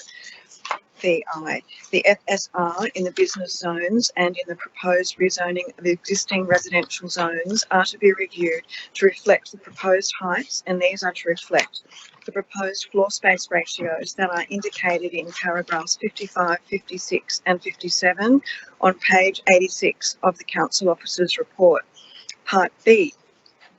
Further, that council prepares a revised Mortdale master plan, which is to be known as option 2A, based on option 2 as detailed in the report as follows. I. The height limit in the B2 zone in Pitt Street and Morts Road is 4 stories with a 2-story street wall with upper level setback. II. The FSR is reviewed to reflect the proposed 4-story height limit. III. Rezone the following existing R4 properties to B2 with a 4-story height limit. A. 9 Pitt Street, Mortdale. B. 56 Pitt Street, Mortdale. C. 19 to 25 Macquarie Place. Part C.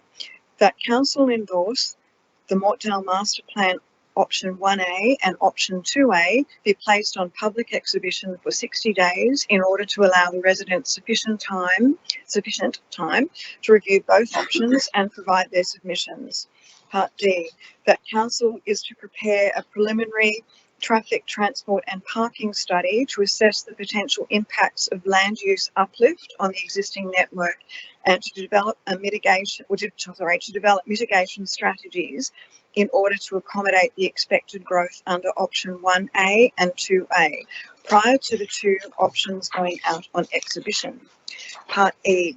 The council is to incorporate the public domain benefits into both of the Mortdale master plans on a preliminary basis by carrying out an update on the previous Mortdale Local Centre Master Plan public domain upgrade works so that it reflects the revised and updated Mortdale Master Plan options, option 1A and option 2A. Part F. That council conduct in-person community consultation for option 1A and option 2A of the Mortdale Master Plan during the exhibition period, as well as including the provision of one-on-one telephone and meeting services by council's town planners for community members who wish to discuss any aspects of the draft plan. Part G.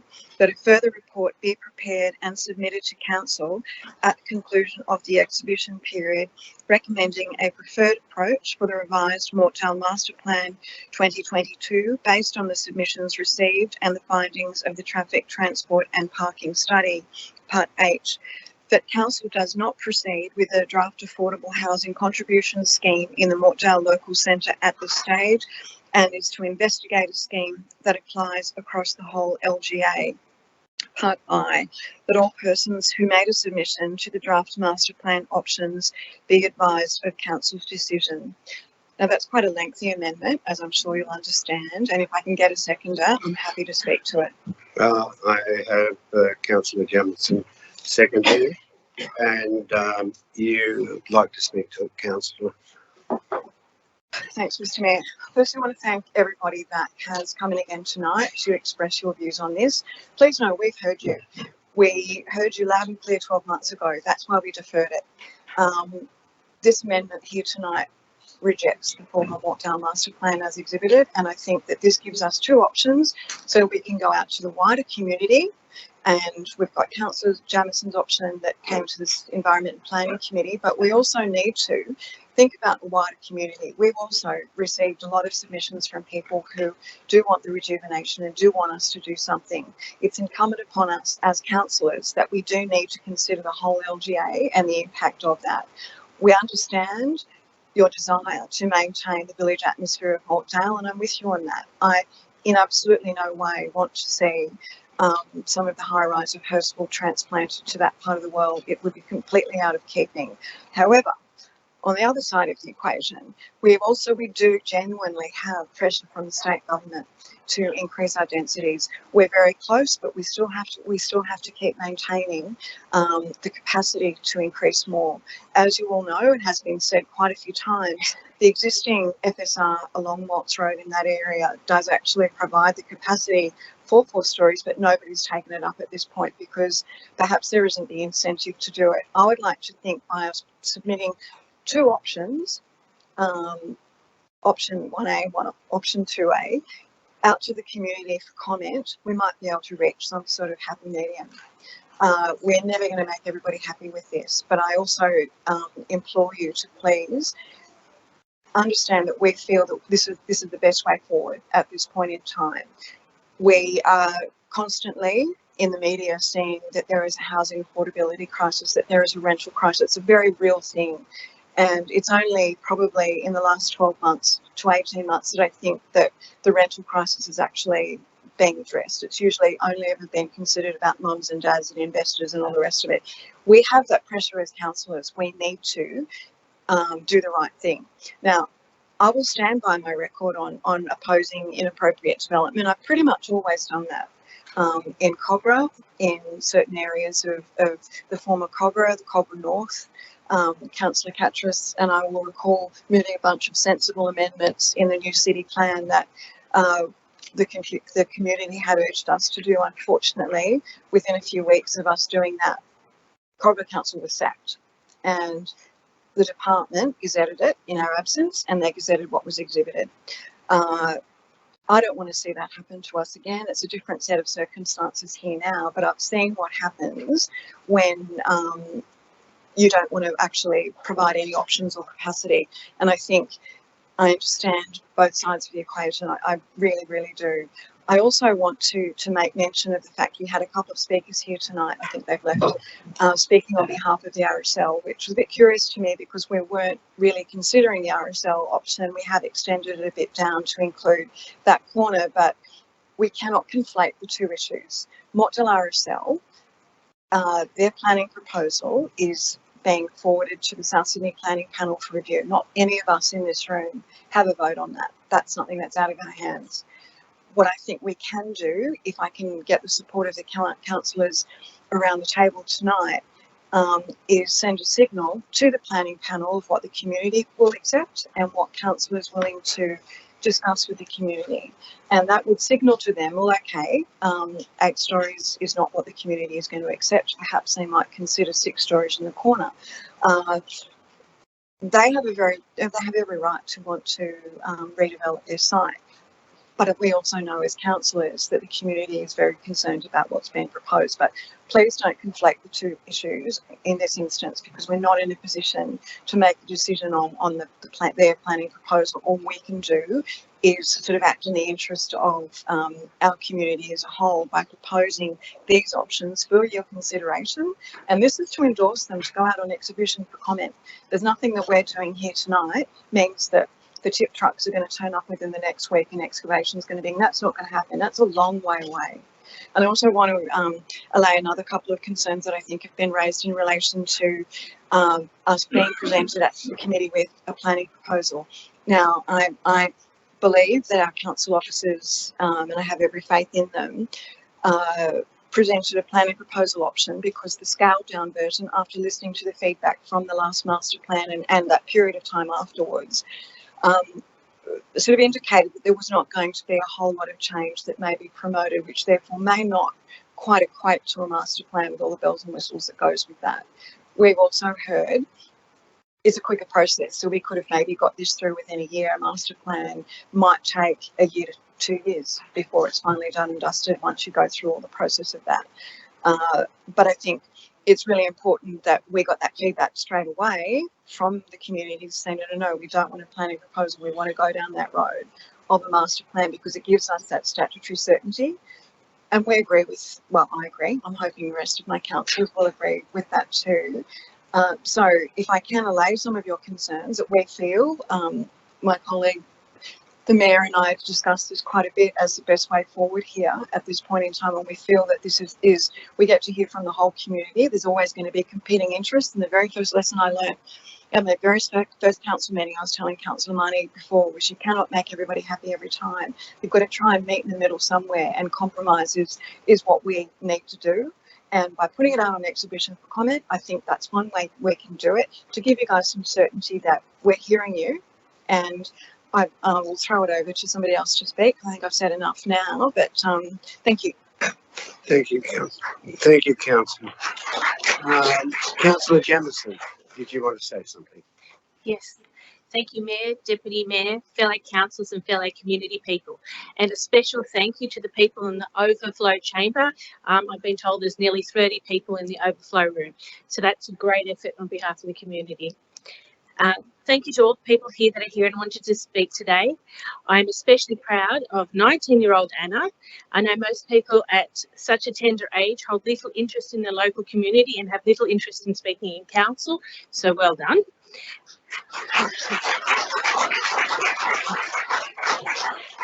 The range of people attending here today is a great symbol of the strength of our community.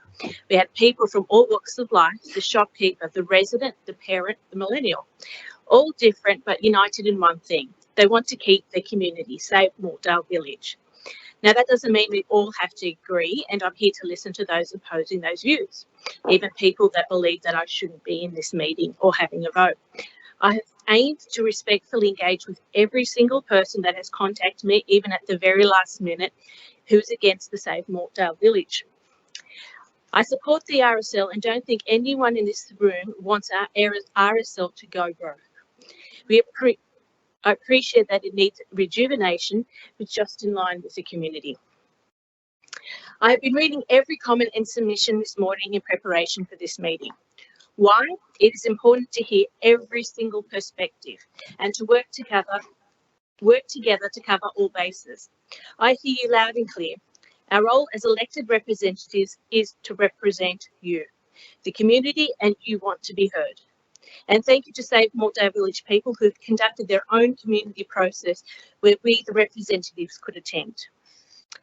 Point 78 of the report indicates that the vast majority of submissions, approximately 88%, strongly opposed. Not just opposed, but strongly opposed the exhibited draft master plan. I have read through the sea of submissions. I can see about 3 that support the draft Mortdale master plan. I've read the submissions for the Mortdale local centre plan asking for input. I do not understand how these submissions equated to the draft exhibited Mortdale master plan. The latest version, the exhibited draft master plan, must be rejected, full stop. Where is the pressure coming from? Are we being forced by the state government to do this, to ignore our people? You'll be well aware of the local anger still simmering around the Ellen subway development. They are considered to be of poor design and out of character for our local area. This is what happens when state government is left to make decisions without the local understanding or context. The council needs to tell the state government what planning is appropriate for our area. This does not mean allowing them to dictate blanket high-rises as a solution. We just have to look at Hersel and especially Cogra to see that this doesn't work. The people have been unhappy and want to change. The people want to see leadership and have creative solutions like they had done in the past. Being one of the most densely populated villages, they have developed our areas and still managed to keep the village filled. I believe in our town planners that they can do this too. Let's work at our own solution. Let's be leaders in the design of small town centres and villages. Let's tell the state government how we think it should be done, not be dictated to. If it's been done in Letitia Street in Otley, surely we can do it here too. Again, there is a responsibility to affordable housing. With this, I mean affordable housing as mentioned in the draft exhibited Mortdale Master Plan. While I understand there should be more done all over our local council area, I do contest with a plan that sees a small shopping precinct bearing the brunt of the whole LGA.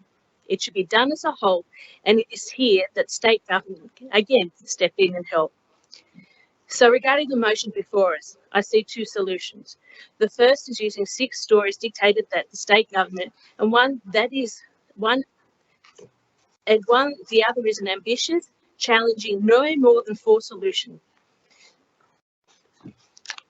The latter is a vision of community appropriate rejuvenation, taking the overwhelmed community feedback into consideration. These submissions have some great ideas.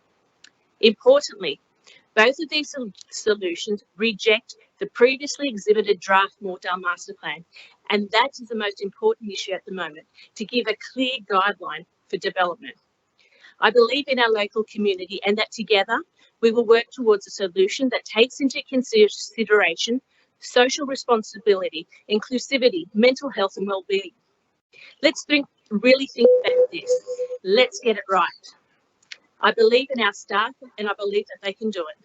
We have an enviable village field. Why just settle for a quick solution of 6 stories?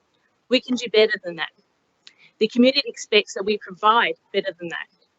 At this point, it does not appear that we have a state government willing to support our ambitions, that they will not consider our little village's unique characteristics. One can't help but feel they seem to think the community doesn't matter. I do not want the council to simply follow suit. It's time for change. It's time for our council to represent the community, not the wishes of any state government, past or present or future. The state elections are coming up. I feel that this is the time to make it clear what the people want. This is the time to tell the state government to listen to the people or to change the government. This is the time where either state Labor or Liberal government should lose or gain their seat in the Mortdale area on this very issue. Support the community and have a more appropriate vision of development. The alternative is to feel the wrath of the community. We need to get the amended master plan on exhibition ASAP. Locals need and deserve to see the vision of the Mortdale area now. The state government needs to know what the community's vision is. It is important they do not use the exhibited master plan to justify development. The people have been asking this for more than a year now. We are now in the vulnerable position of ad hoc development about to go through against community wishes. As a political group, we ran on the slogan, change the council, represent the community. No more Ellen Subway, no more dictating to us what to do, no more throwing forward 6 stories and high rises as a one-size-fits-all. And finally, let me make it loud and clear, no more than 4. Thank you. Thank you. Thank you, Councillor Jamieson. What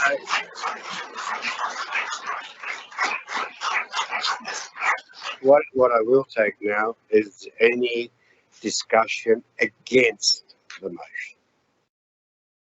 There's nobody against the motion, okay? But I'm not going to take any more discussion on this. I only want to make a couple of comments which I think are pertinent. I do commend Councillor Lansbury, the Deputy Mayor, for her comments and what she was saying, and for the impassioned speech by Councillor Jamieson. I think that represents both of them speaking represents the entire community. I think that's a fair and just situation. I do want to thank the council officers for such a heck of a comprehensive and detailed report. It took me hours to read, and it took me quite a few hours to get on top of it, and quite a few discussions amongst the councillors to come to a reasonable compromise and a reasonable situation that represents the whole of the community. I've got to say that since about a couple of weeks ago, there's been a groundswell of other submissions from people of the community who are representing an opposing view, which basically relies on keeping the business community, keeping the businesses there fairly active, and also trying to stay in the suburb of Mortdale by being able to purchase units that are a lot more affordable so that their children can stay there. That's an opposing view, but we've got two options here, councillors, and I think that's a fair comment to make, that the two options represent both views. One's a reasonable compromise with what actually was originally put on exhibition. We've now gotten rid of that. If we pass this motion, that'll go. It's finished. It won't exist anymore. And what we will have is two options for us to look at. And I think I've got to also thank the council officers for their patience, and also thank the councillors for coming together and coming up with some sort of options which is reflective of something that the community can now hang their hat on. If you really want to go with option one, you've got plenty of time now. You've got 60 days to actually make up your minds and provide submissions to the council. And if you want to go with option two, again, the same situation will happen. The issue that I've also got is that you've also got to keep your eye on the situations that are developing all the time. The General Manager and myself had attended a meeting with the Greater Cities Commission. The Chair of the Greater Cities, The District Commissioner. Commissioner. They invited the General Managers and the mayors of six city regions. They've actually put on exhibition this document. It's called the Discussion Paper of the Six City Region. It's actually quite a good document in the sense that it actually provides you with a lot of information as to what's happening. They're now looking at six city regions, everywhere from Wollongong, Campbelltown, the Harbour, Penrith, etc., and it's all going up the coast. Now, it's another way of looking at our communities and our infrastructure and our housing. But I'll read you one thing that I think you've got to take, and I commend you this document. Look it up, download it, and read it, because this is only a discussion paper at the present moment. But I picked up two paragraphs that I think most important to everyone in our community. The city plans will set 5, 10, and 20-year housing targets for each local government area, including for resilient, adaptable, affordable, and diverse housing. And another chapter says 3.6, the Commission will work with local council, state and federal agencies and industry to improve delivery of affordable housing, including a new financing mechanism, because I presume they're going to try and assist us in doing this, with a 10% affordable housing target for new rezonings where there will be a housing uplift. And there's also another section dealing with employment. Look, times are changing and we've got to move ahead somehow. I do understand the argument. I do understand the argument for maintaining the status quo, the village atmosphere. I understand that. But I also think that we've got a serious responsibility, a serious issue to deal with the younger generations that are going to be looking for housing. I don't say Mortdale's the answer, but I do say keep in mind we need to do something for that younger generation. It's impossible to buy a unit now under 700,000 to 800,000 unless you buy an old, decrepit, run-down 1940 style unit. So I think at this stage you really need to consider what this means for the whole of the community. As I said, and I reinforce that, I don't say that Mortdale's the answer. The answer is in the whole of the local government area. But please understand, your children need it, need some assistance. Please understand it. It's an impassionate plea because it's a real issue facing us. Unless, of course, you're all very wealthy and you can pass on $1 million to your kids and they can buy a unit somewhere. Anyway, having said that, I would put the motion. I think it's an excellent motion because it gives the community a say and to indicate what their preferences are. That's the whole of the community. Okay. All right. So I'll put that motion. All those in favour say aye. All those against say no. Now I think we'll have to go for a recording on this one because it's a planning proposal. Sorry. A planning matter. It's a planning matter.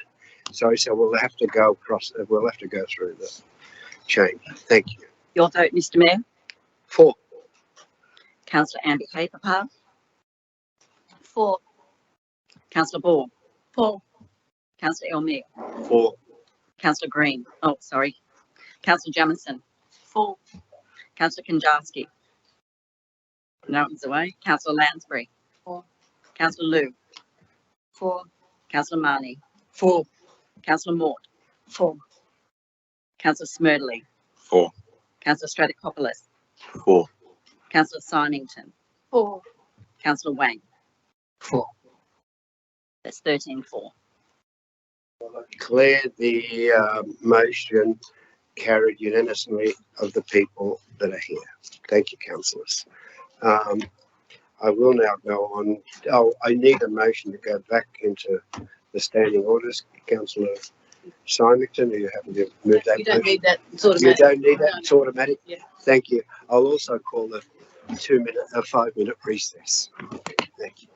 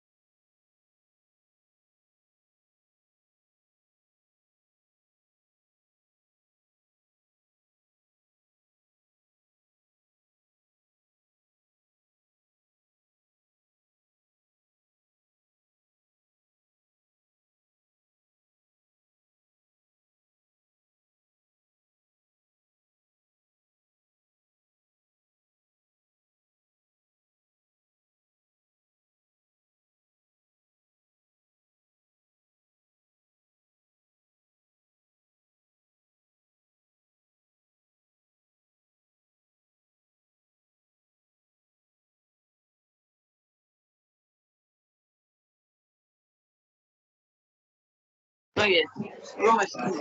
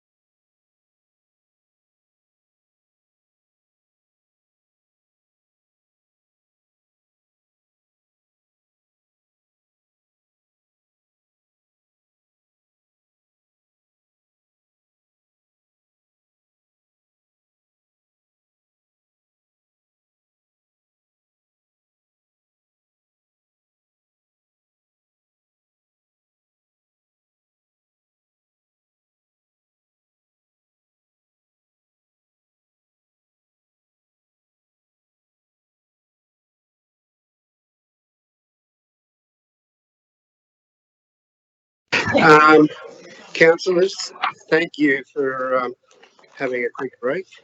Let's start. And the first thing that we have to start on is the report of the Environment and Planning Committee meeting held on the 12th of September 2022. Councillor Deputy Mayor Catherine Lansbury.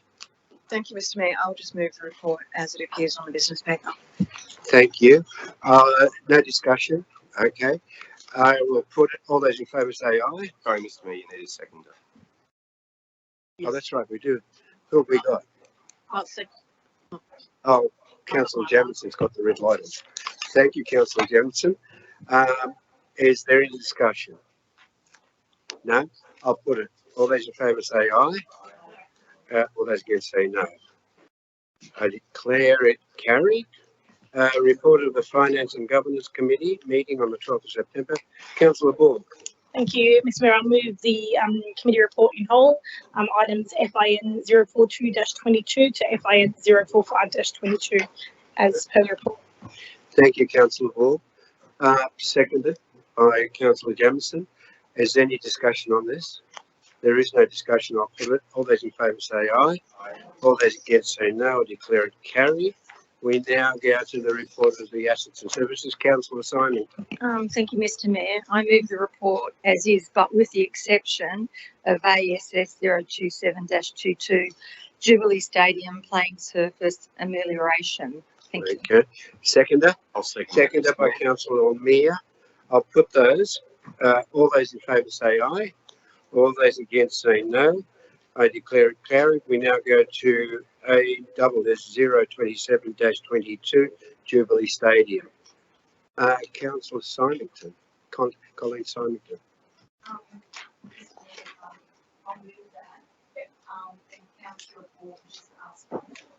Thank you, Councillor Hall. Would you? I'm happy to second that. Oh, you're seconded, Councillor Amir. Thank you.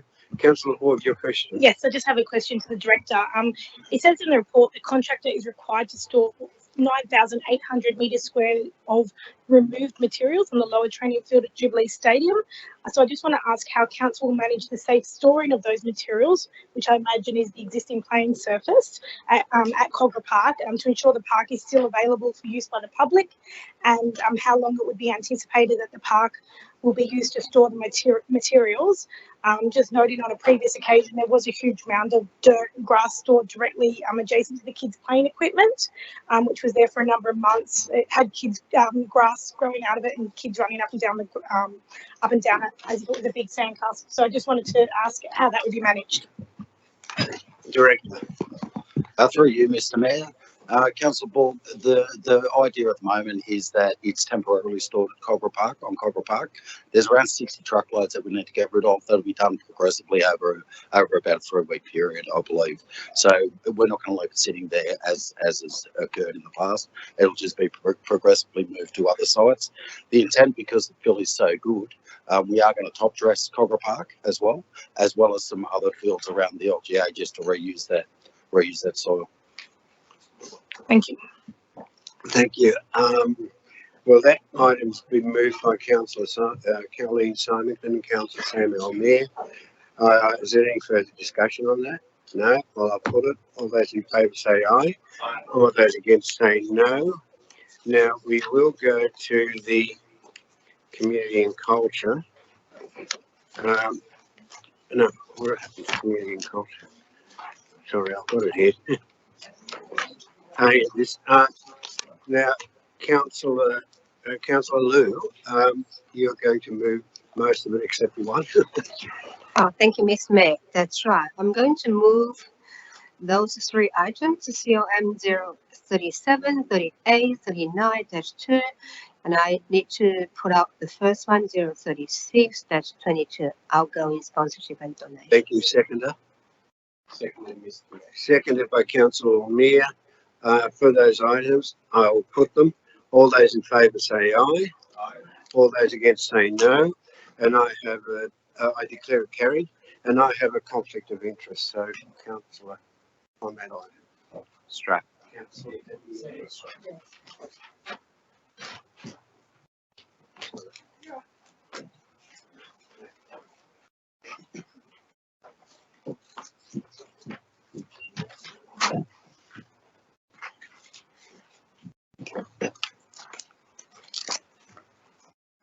Thank you. Councillor Liu, would you like to move the remaining item COM 036-22? Thank you. Thank you, Madam Deputy Mayor. Yes, I would like to move this item 036-22. Thank you. And a seconder? Seconded by Councillor Elmere. Okay, we'll put that to the vote then. All those in favour, say aye. Anyone against? Okay, thank you. We'll declare that one carried.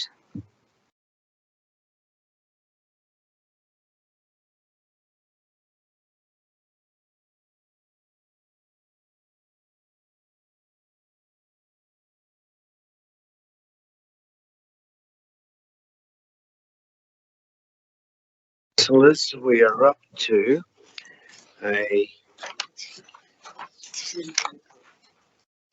Glen Lee 80 Baroni Road report, CCL 086-22. Councillor Lansbury. I was going to move the recommendation that's on the business paper, Mr. Mayor. Councillor Marnie, did you have an amendment? Councillor Marnie was seconding it. Yeah. Did you want? Did anyone want to speak to it? Yes, if I could. Thank you, Councillor Marnie. Yeah. Thank you.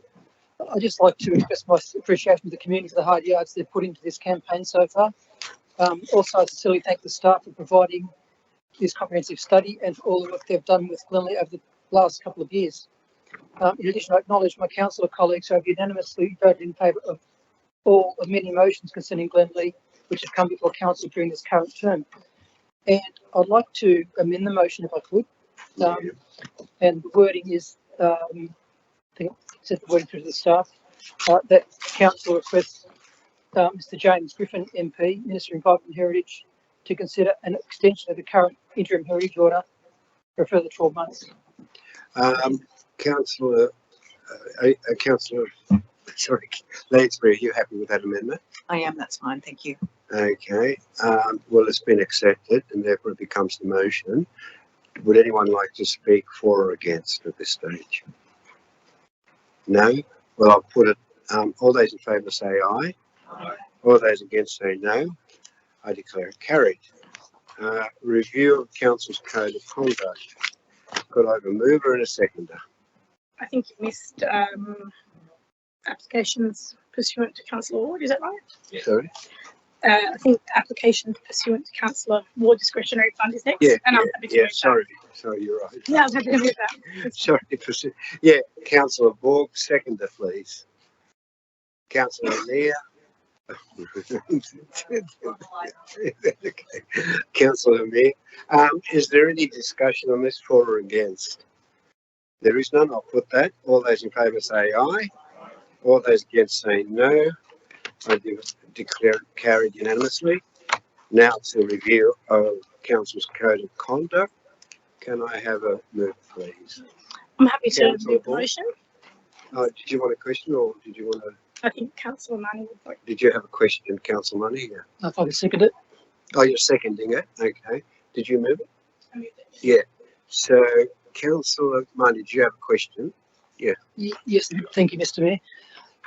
Just like to know that, noting that councillors must themselves determine if they have a conflict, does this proposed updated Code of Conduct allow councillors to attend a briefing or workshop until such time as they determine if they have a conflict, and then leave the meeting at the point they determine they have a conflict?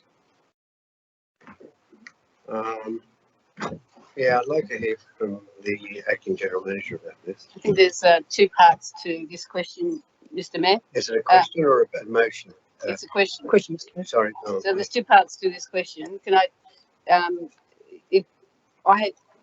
we have investigated this issue in terms of briefings and councillors' pecuniary interests and other interests, and under provisions of council's code of meeting practice, the following provision is at clause 340. Councillors must declare and manage any conflicts of interest they may have in relation to any matter on the business that is subject to a briefing at a pre-meeting briefing session in the same way they are required to do so at a council or committee meeting. So it is already built into our code of meeting practice that we treat here at Georges River Council, we treat the issue of pecuniary interest the same in briefings and workshops as we do as we do for a council meeting. Councillors should always consider whether or not they have a conflict of interest before attending any meeting of council and make appropriate declarations as required. We are also required by council's code of meeting practice to keep a note of, a record of any declarations of interest in those meetings, as well as information about how the councillor intended to manage those. So just because you have not put your mind to whether or not you have a conflict of interest, that in itself doesn't exclude the fact that you have a conflict of interest. And you may very well be found after the event that you did in fact have a conflict of interest if ever there was a complaint raised against a councillor. So my advice to every councillor is before you attend any meeting of council or any briefing session or workshop of council, whatever that meeting may be called, you should turn your mind to whether or not you have a conflict of interest. Seek advice if you're uncertain. I worked for many years with a very experienced councillor who would use the expression, when in doubt, get out, which was her way of summarising the situation. If you have any doubt about whether or not you have a conflict of interest, be cautious, because the consequences are significant to yourself, for the reputation of the organisation and your own personal reputation if you fail to declare or manage your conflicts appropriately. Thank you. Any further questions, Councillor Yeah, Marnie? thank you, Mr. Mayor. To the Acting General Manager again, I guess there can be circumstances where a council might realise they've got a conflict of interest until the briefing has started. So what's the, should they then leave the briefing and declare that they have an interest sort of halfway through that meeting? Yes, Thank you, Mr. Mayor. Always, if it didn't come to your mind at the start, but halfway through the briefing session, you appreciate that you may have a conflict, it would best to declare it then than wait till after the event and then try and declare it. That will very well be too late, even though you may have breached conflicts of interest. I suspect the declaration and action to manage it, even if it's a bit after the event, is likely to go in your favour in the event that the matter is ever determined by an organisation such as the Office of Local Government or NCAT. But ignoring it completely would have, I suspect, far more serious consequences. do you have no further questions? No. Thanks. Does the Office of Local Government model code of conduct specifically include workshops and briefings in the section related to pecuniary interests in meetings? No, it does not. Our code of meeting practice does make it very clear that the two matters should be treated the same. There are many other provisions of the code of conduct that deal with the issue of conflicts of interest and how councillors should manage them. It's not just a matter of how you manage them in council meetings, for example. It's discussions with staff. It's decisions you might make on numerous matters where you have a pecuniary interest and you need to manage them appropriately as you go. The purpose of adding those additional words as recommended in the meeting tonight was to really bring the clarity to the code of conduct to match the provisions of the code of meeting practice. And we've had legal advice, which I have circulated to councillors on this very issue early September, which explained this point perfectly from council's senior advisor on governance matters, Dr. Lindsay Taylor, and that information has been provided to councillors on the councillor hub. Councillor Marnie? Thanks, Mr. Mayor. Okay, look, that's fine. I'd just like to move an amendment to that if I could. I've discussed it with the director this afternoon, and I'd like to put an amendment to that motion, please. The motion's already been moved and seconded, so any amendment to that would have to be agreed to by the mover of the motion. Councillor Ball? I'm happy to accept that. So it's up there anyway, I think, from what is it there? Yeah? Yeah, that's it. That a noted clause in the briefing that voting does not occur. Good, so we've got that. Councillor, did you have anything else? That's all, thank you. Councillor Jamison, I thought you were going to ask a question, or? I was, if I can remember now. Through you, Mayor, just the code of meeting, is that actually very specific about what we were just talking about, whether or not, is that the same as the OLG meeting code of practice? or is that just a councillor one? Acting gentleman. The Code of Meeting Practice and the Code of Conduct are prepared by the Office of Local Government. They are model codes, and the councils can add more onerous provisions, but cannot, if the best way to say it, you can make them a bit tougher, but you can't water them down. There's certain mandatory clauses. I'm not aware if this clause is a mandatory clause or not, because in some code meeting practices, they don't have briefing sessions because of the potential for don't want to use a certain word. I'm going to try and find another word. Just inappropriate activities, and also sometimes said that briefings are can influence officer recommendations, which is not the role of council's job. Is not to influence council officers' recommendations. Our job is to provide our best professional advice.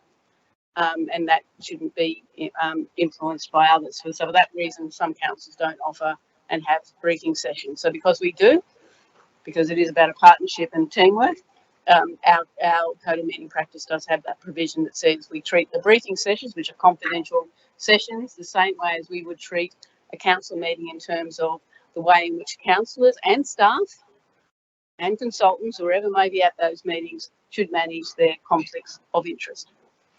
Thank you.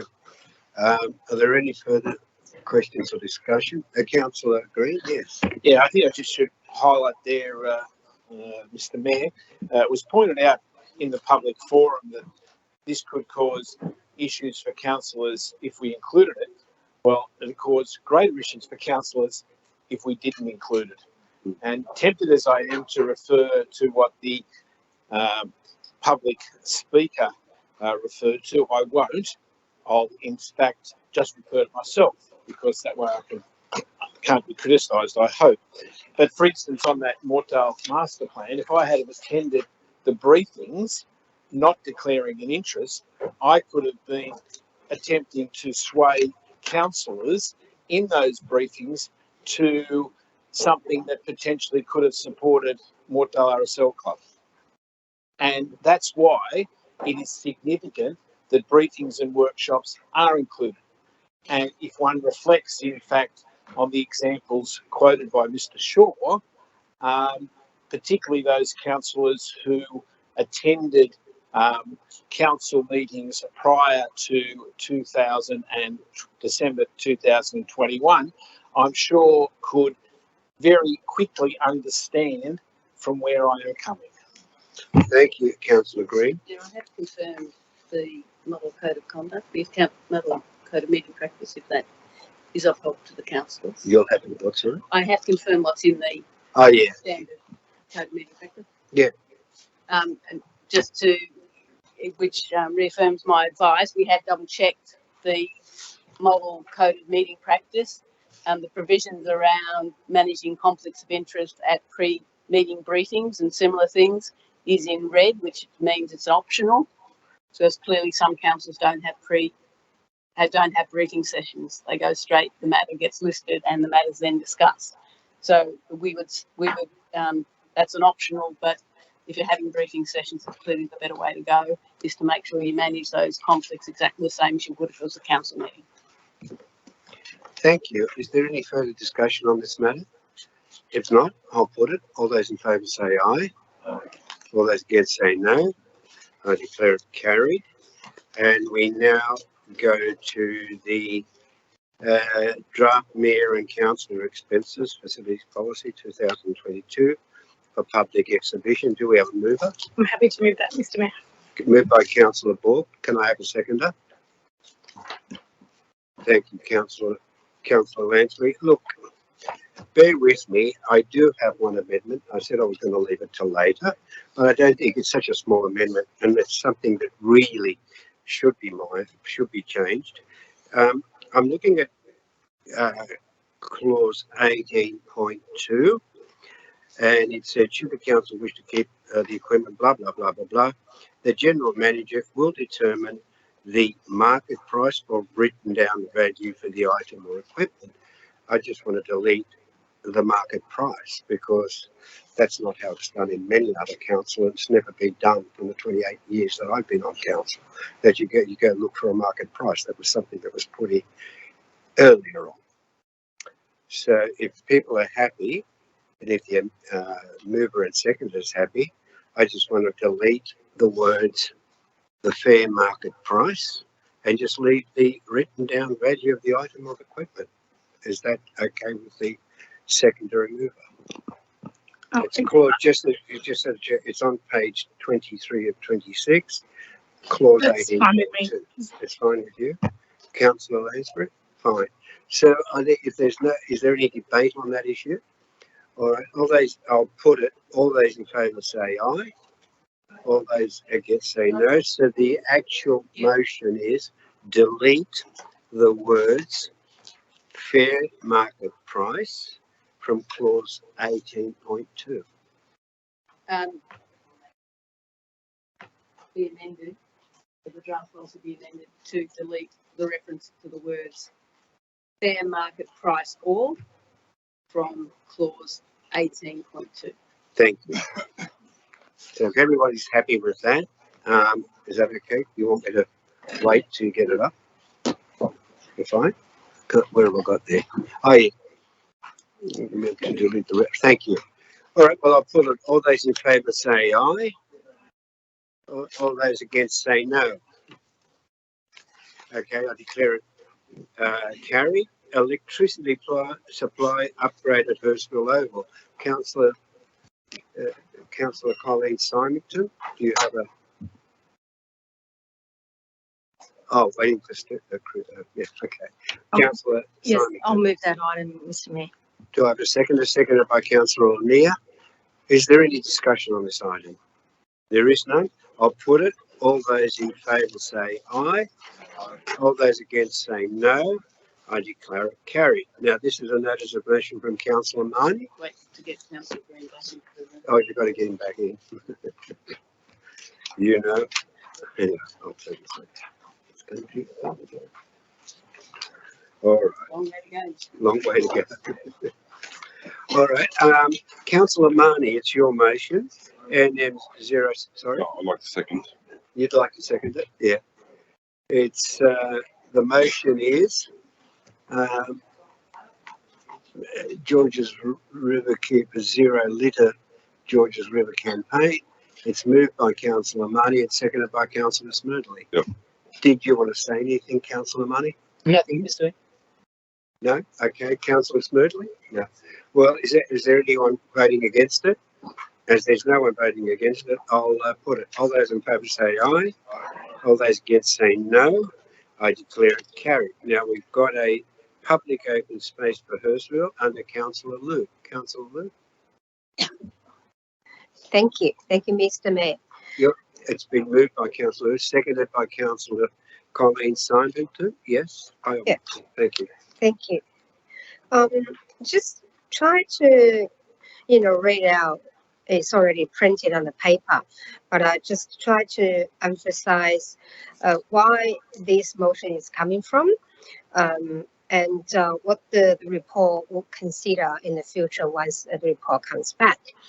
That having regard to the identified shortage of open space in Hurstville, that a report be prepared about the public-owned land in Hurstville that it could be transferred to the Care and Control Council for use as green open space for our community, and actions that can be taken to improve existing public spaces, including through the use of feature lighting. And this report should consider land under the control of the state government include the extensive land holdings of Transport for New South Wales along Forest Road that could be converted to a linear park, and the development of an advocacy program to gain the support of both the state government and the opposition in the lead up to the next state election in March 2023 for the delivery of open spaces through the transfer of land to council to be used for green open space. Yeah, just looking forward for the report to come back, and we'll see. Thank you, Councillor Lou. Councillor Colleen Simonton, did you have? Yeah, thank you, Mr. Mayor. I support this motion, and thanks to Councillor Lou for bringing this motion to council. The figures don't lie, so I wholeheartedly support this. If it leads to Hurstville Ward gaining genuine green open space, and just maybe with this advocacy program, it may change the mindset of the bureaucracy of Transport for New South Wales. We're more inclined to take land rather than give it back. So I'm just hoping maybe it may change it. So I'll look forward to reading the report. Thank you. Thank you, Councillor Simonton. Is anybody else who want to speak? Councillor Wayne, yes. Yeah, thank you, Mayor. So I actually have just a question, probably through you. Councillor Simonton, could you turn off your? Can you hear? Oh, sorry. Yeah, just a question through your chair. Yes, by all to means, Councillor Lou. So, yeah, there's no doubt Hurstville is short of green space and open space. Actually, as we just heard from the party speakers and the councillors, so Hurstville has become a bad example, a symbol of failure for overdevelopment, you know, and traffic jam and everything, lacking of open space. So we're talking about going to the Transport New South Wales and the State Planning Department. So my question to Councillor Lou is, was the State Planning Department partially responsible for the failure to Hurstville so far? Councillor Lee, yes. Hasn't that be possibly a question for Councillor Lou to answer, given that it's directed at what are the options of the State Planning Department and Transport for New South Wales? And since the question is always posed to the Mayor, then you decide who should be answering that question, Mr. Mayor. Yeah. Councillor Wang, I do feel that it's a little bit difficult to actually ascertain. I'm not sure if the acting general manager could say anything about who's responsible, but if you've got a point that you'd like to make, acting general manager. Happy to provide a general response. The proposal to increase densities around existing infrastructure has been a standard for, has been a planning objective for multiple consecutive and ongoing governments, both at the state and the local level for some years. However, as noted in the motion before the council, there is an opportunity to help address what has been a deficit in open space in the Hurstville ward by looking what public land is available, and including some of the land that may be under control, not so much under the Department of Planning, because I'm not sure that's mentioned in the resolution, the motion, but actually government land, in particular Transport for New South Wales, owns a slew of land in and around Hurstville. One of it's got a car park, a VIP parking for the Ritz Hotel. Another site's got a car wash. I don't think I've ever seen any car there being washed, and another's got a bar on it. And it seems a bit of a waste. The community has not got access to public land. If I was to talk about failure of government planning, I might suggest that the government doesn't always use government land for the highest possible purpose for the benefits of the community, and that's a far bigger issue being discussed in this motion from Councillor Lou than I think the densities in themselves. I think we need to look at the story. I think it's the other way around, rather than the failure of density, sometimes a failure of government to use its land appropriately. Thank you, Ms. Wedley. Councillor Wayne, did you have any further comment or question? Yes. Probably we should wait for the report, but given this motion to just have some, I would say, very minor grab of the land for the open space, I'm just thinking it's not addressing the root cause, because we are reluctant to even discuss the failure. So that's just my opinion.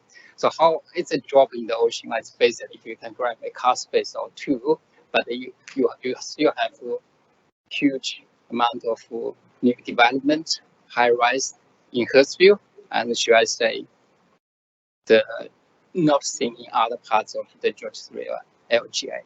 So it's a serious issue.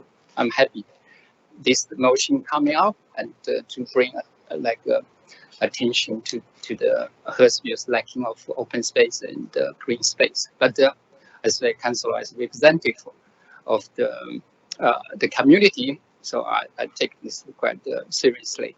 Yeah. Thank you, Councillor Lane. Is there for or against at this stage? As there's no for or against, I'll just put it. All those in favour say aye. All those against say no. I declare it carried, and we're going to Councillor Green with the congratulations to our local Winter Sports Association. Councillor Green. Yeah, thank you. You have a second, Mayor? Councillor Lansbury, thank you. Thank you, Councillor Lansbury. Yeah, just to say, our winter sports associations have obviously concluded their season. It's been very tough. It's been very tough on everyone with the wet weather. The end of the summer sports seasons were badly affected. It carried on. Many of the sports couldn't start their season anywhere near on time, but they've battled on. I was at the Junior League Grand Finals there on Sunday, the 28th of August. I spent a couple of hours down there, and Gary Zahua's comments, in fact, were correct. It was outstanding, the presentation of Jubilee Oval on that day. Obviously a premium facility of council, but also the other council facilities. Olds Park comes to mind, where the Junior AFL finals were it's not AFL, it's Aussie rules. AFL is only the national competition. I should get my facts right. But the junior clubs were able to play their grand finals there, thanks again to the work of our staff. The football community, we celebrated that with various motions last week. But again, they were fortunate to benefit and get their season through because of the use of the synthetic fields across our council area, which was fantastic. And of course, we also saw, and I congratulate Oatley Rugby, who were the club champions. Oatley Rugby, of course, the only rugby union club in our area. In fact, the whole of the St George and Southern Shire junior level in the St George area, I should say.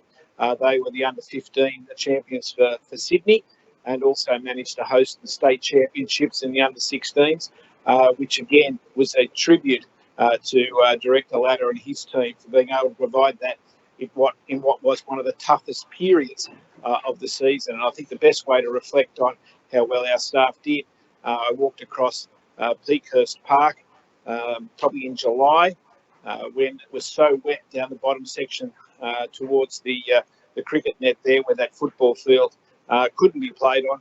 The grass was up to my knees, and it would have been continue to grow because it was just an absolute bog of water, and our staff had to get there with the snippers. It was the only way they could cut their grass, and as I say, it's testimony to their abilities, and we congratulate them, but we also congratulate all the sports on being able to pull through and do such a great job. All volunteer or generally volunteers across our winter sport codes, and we congratulate them. Thank you, Mr. Mayor. Thank you, Councillor Green. Councillor Lansbury, did you want to say? Thank you. Is there any for or against? Okay, I'll put it. All those in favour say aye. All those against say no. I declare it carried. And Councillor Hall, it's your most congratulations to St George Junior Rugby League and finals. Oh, sorry, the ICAC one. Thank you, Councillor Lee. Thank you, Mr. Mayor. I'm going ahead too fast, sorry. Councillor Lee. Do we have a seconder first up? Councillor Smurfy, thank you. Yes, Councillor. Thank you, Mr. Mayor. For the benefit of councillors, I've made a slight amendment to the motion that was printed in the papers, and it's just to make it easier to follow, but it's point BB at the end there, be updated and be made publicly available. Sorry, be made publicly available and updated every quarter at a minimum. So, so it becomes almost a live scenario of information that's available to the public. I hope everyone follows that. Yeah. Okay. Anyway, Mr. Mayor, look, I think this is a really important juncture for our council because at the moment integrity is a big thing amongst the community, and as councillors for a a council that has had a sharing some unwelcome publicity because of things in actions in the past. I think it is imperative on us to show that we are actually moving forward with things that our community expects of us in terms of integrity, of lobbying that's associated with councillors, council staff, and other members of the community. Now, I think it's a fairly self-explanatory motion, and I think we have a great opportunity to lead in this space to show that we do take matters like things that have gone through those ICAC investigations seriously, and that as a council we are stepping on the right foot moving forward to ensure that the integrity of this council is held to the highest standard, and that we will continue to hold that standard moving into the future. So, councillors, I implore you to get behind this motion.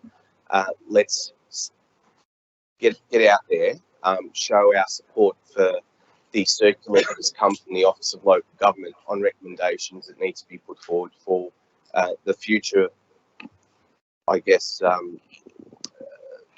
what's the word for it? The future, yeah, just not future, noting all the future aspects with lobbying, developers, people submitting tenders. We have professional staff that go through the processes to assess all these things. We as councillors are here to make macro decisions on policy, and we need to put a vision for the local area. We do not need to get involved in all the nitty-gritty stuff of DAs, tender documents, ad hoc development, designing things. We have professional staff that go through all those things, and I think it's really important that we set a standard that's of the highest across our city and also across our state. Thank you, Councillor Amir. Do you have a question, Councillor Book? Yes. Thank you. Sorry.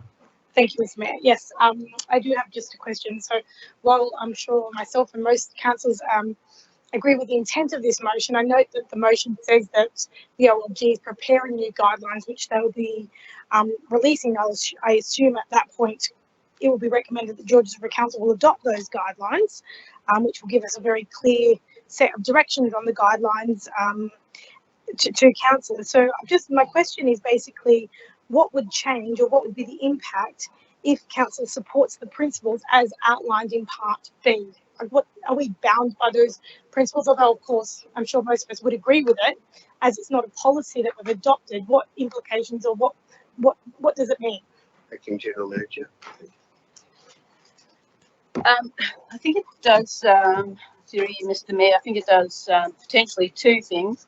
The first of all, it enables council officers to respond quickly to any requests for submissions or comments on the guidelines. They've already asked for some comments on this, and that period has closed, but there's likely to be drafts that we could respond to very quickly because we already have a council's adopted principles. I think the other thing it does is it establishes for this council, for our community, that we do believe that there needs to be better processes built around these things, and these are some of the things that should support it. So, having regard to the challenges the council has faced over the last few months because of the ICAC public inquiry regarding some former councillors of Percival Council and Georges River Council, I think it's really important for this council to say that's not us. Okay. And this is a statement for our community that that's not the way we believe councils should behave. So I think it does those two things.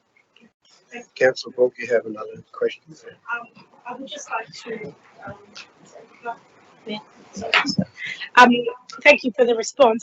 I'm just wondering whether Councillor Elmy would consider a very slight amendment to the wording in Part B, where it says council supports the following principles, but perhaps change to council right to the Office of Local Government requesting they consider including the following principles, so that it's clear that we are supporting them and we're asking them to include it in the policy that they would then recommend to us. Councillor Mayor. Sorry. Maybe a question through you, Mr. Mayor, to the acting general manager. Yeah. Whilst I understand what Councillor Borg is suggesting, and I don't particularly have an issue with it at all. I'm just wondering that the current work that's undertaken by the Office of Local Government has already made similar recommendations along this in this space, and therefore we're merely just supporting those recommendations in a nutshell. Really, it's I know it's probably coming down to the technicality of wording here, but if I can get that response, please. Yeah, thank you. Through you, Mr. Mayor. Yes, that's my understanding. However, it may, the position the council may take is that we support those principles, but we also write to the Office of Local Government to say we support those principles, because these are the principles that are underpinning that review. It's also the view of the Local Government New South Wales, so our association, have also adopted these principles as being the way forward to help better manage the impact of potentially lobbyists within local government. So, Councillor Mayor, are you accepting that amendment? Yeah. To me, it just reads like it's just been reworded. It's okay. All right. Well, what about, who's the second? Councillor Smurley? Are you accepting that? Yeah. Now, we've got a red light with Councillor Wayne. What is, are you speaking for or against, or you're asking a question? A question. A question, okay. Yeah, actually it's similar to Councillor Burke's question. If the OLG is preparing this new guidelines, so why are we determining the terms and condition of each items? Will that cause the confusion or duplicate when it comes to effect when it's finalized? So why do we need to do that? Of course, this general principle is fine. Where did it come from? These terms. That's my question. Why didn't we just wait a little bit or use the current one? Well, I'd like to make a comment, and I think that the acting general manager indicated, Councillor Wang, that it's really trying to put forward that we're being proactive in accepting these sort of issues. It's not a matter of waiting, we're being proactive. We've heard that the Office of Local Government is doing this, that and the other, and we're encouraging them to move forward with it. But as Councillor Borg put it, we're sending it off to them, we're adopting it as Councillor Mayor has indicated, and we're just being proactive. Waiting I don't think achieves anything apart from adopting it in the future. And I think if you wanted to say a few words, Acting General Manager, I'm happy for you to repeat that. Mr. Mayor, I was just going to say, again, this is about this council being very clear to its community that these are the types of guidelines we believe should exist, because having travelled that journey, and all of us in this room have travelled that journey over the last few months, where the reputation of this organisation was damaged by the behaviour of a few, it's good for us to say that's not us. And I think adopting these principles to say that's how we think it should occur, and we agree with that principle, and let the Office of Local Government know that, I think that's probably a very positive thing for the organisation to do that. Thank you, Acting General Manager. Is anyone speaking against this motion? Well, there's no one speaking against, and I'll put it. All those in favour say aye. All those against say no. I'll declare it carried. Councillor Borg, I presume it's a congratulations St George Junior Rugby League for final series. Yes, I'd like to move that motion. If someone moved by Councillor Borg, do I have a seconder? I think it was Councillor Langsbury. Oh, Councillor Mort, sorry. I think it was because she finally got a bit finger on the pulse. I think it was Councillor. Yeah, it was Councillor Mort. Thank you. Thank you, Mr. Mayor. I just quickly speak to the motion. I'd like to congratulate the St George Junior Rugby League and thank Mr. Gary Fafua, the president of the St George Junior Rugby League, who spoke in our public forum tonight. As we heard from Mr. Fafua, the St George Junior Rugby League is run off the back of volunteers. I think he mentioned 500 volunteers who give their time so that our kids can have the many benefits of playing sport. And as many of us here, I'm sure, can attest to, sport plays such an important role in uniting communities and breaking down divides between different cultures. Deputy Mayor Councillor Lansbury and myself, and I didn't realise Councillor Green was there as well, both had the opportunity to attend the Junior League Grand Final day at Jubilee Stadium, and it was wonderful to see the many family and friends in the grandstand cheering on the kids battling out in the Grand Final. And playing at Jubilee is a great reward for those kids who have played well enough all season to qualify for the Grand Final.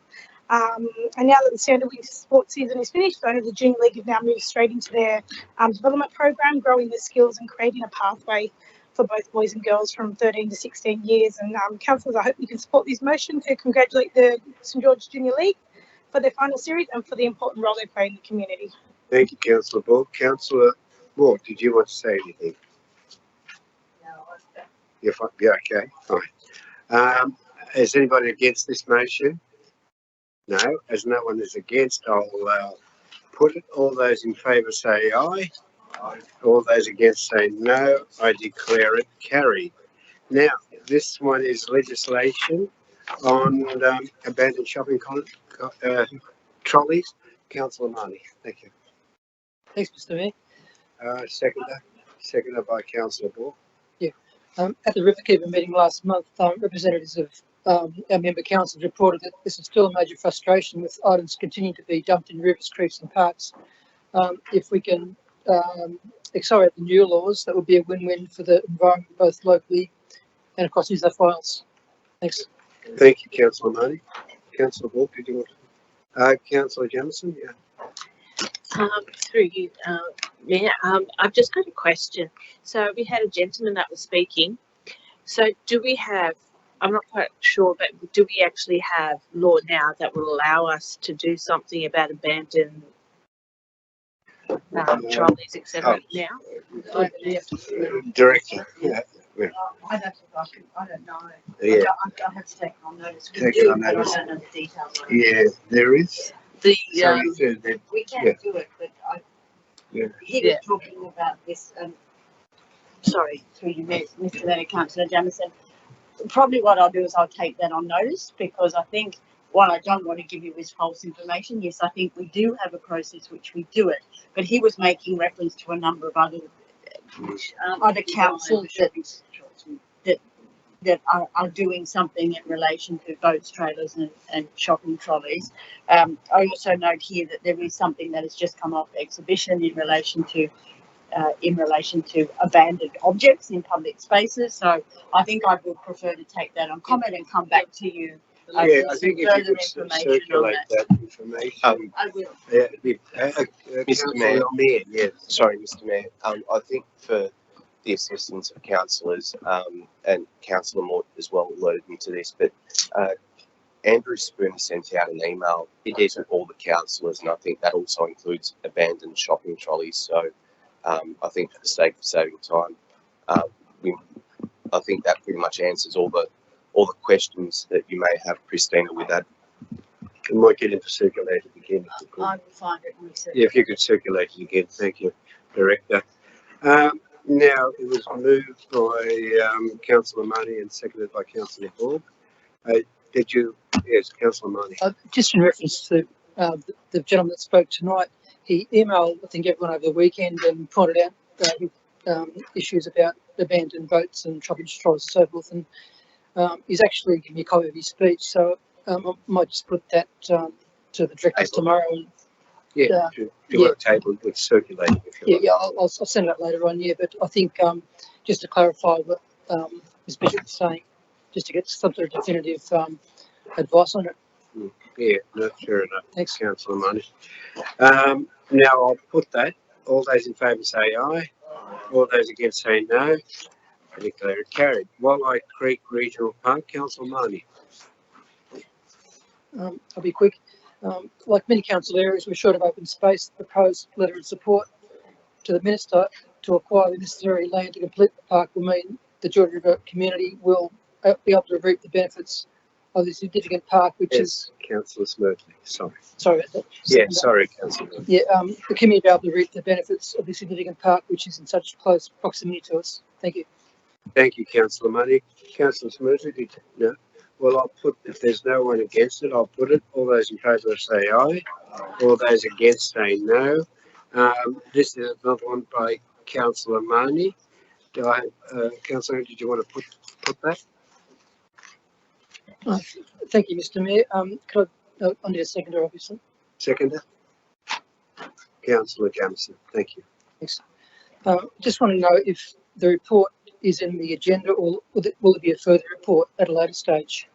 Thank you. Thank you. I'll put that. All those in favour say aye. All those against say no. It's quiet. Sorry? Yes. Oh, do you ask the question? Sorry, Mr. Mayor. Yeah. So, what was your question? Sorry. Yeah, is the report on the agenda, is that the final report, or will there be a further report provided to council? There will be because it's a notice of motion, it calls for a report. So when council passes that motion, which would be tonight, that would lead to a report to be prepared to respond to that. So the information there's just the bare backgrounds as to what your motion's about. Yes, there will be a report in due course to a council meeting on the matter. Okay, thank you. Thank you, Councillor May. Councillor Simonton, yes. Yes, through you, Mr. Chair, to the Acting General Manager. Acting General Manager, was Georges River Council chosen, or was it a random selection for this? Thank you. Again, this is probably detail we would include in the report to council, but it was there was a selection of councils based on a fairly random process to be reviewed. They did include in the 6 councils some councils that had been intentionally. They picked councils that had been through the amalgamation process to see how well we've integrated and created new systems. And it's a report that doesn't so much deal with the individual councils as provide learnings for other councils. That was the purpose of the report. But we were given a number of recommendations of improvements which we have been following up. Thank you. Is there any further discussion? Okay, then I'll put the motion. All those in favour say aye. All those against say no. I declare it carried. This is a motion by Councillor Lewis. I'd like to second, Mr. Mayor. Yeah, seconding it. You're moving it, Councillor Lewis. The networking or mentoring program. Yeah, thank you. I just would like to move it. So someone. And Councillor Smoothly seconded. Oh, thank you. Thank you, Councillor. And thank you, Mr. Mayor.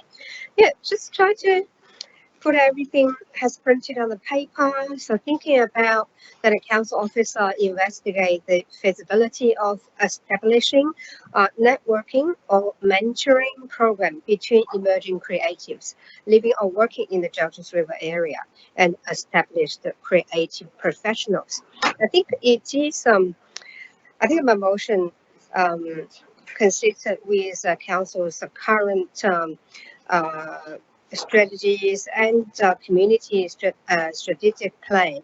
I wanted to see more those programs coming up to support the cultural productions, innovations, and experimentation. So that's why my motion is coming from. Thank you. Thank you, Councillor Lou. Councillor Smith, do you want to talk to it? Do you want to talk against? Anyone wants to talk for? I will put it. Councillor Wayne, yes. Yes. You. Hello. I support this motion. Yeah, because it's. I would first thank the staff from the library. Did a wonderful job to foster this creativity, all the cultural events, very successful. I would be lucky enough to be part of it. So this further networking and organization or investment in this area is certainly good for the Georges River's the whole community. Yeah, I would support. Thank you, Councillor Wayne. I'll put it. All those in favour say aye. All those against say no. I declare it carried. Now we go to a motion suitability and feasibility for a new library in Mortdale. Councillor Smirtley, yes. Seconded. What have we got there?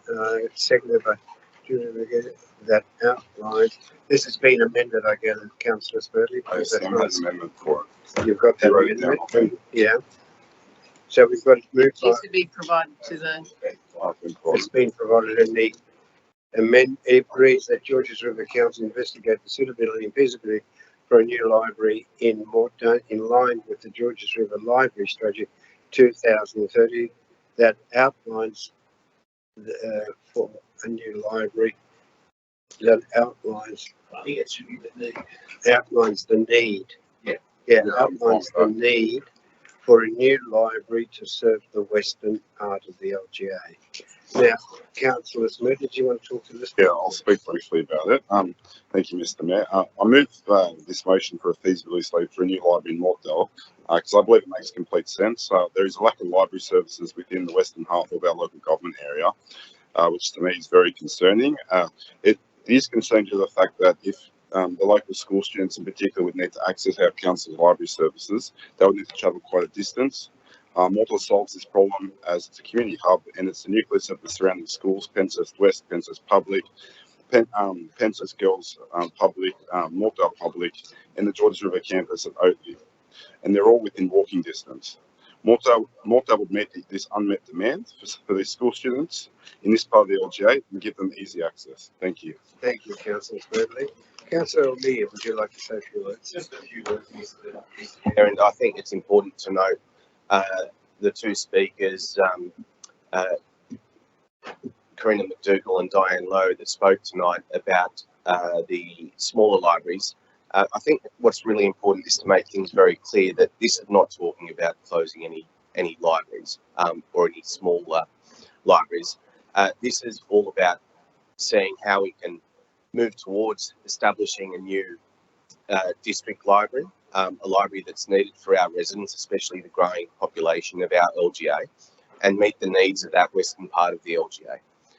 Where this is something that is, I think, critical because apart from the points that Councillor Smurley made about the accessibility and the fact that there's a great catchment of schools within the area, this is also an opportunity for us to start working or expediting the process of delivering this library for when our community needs it, because we know that these things don't just happen overnight.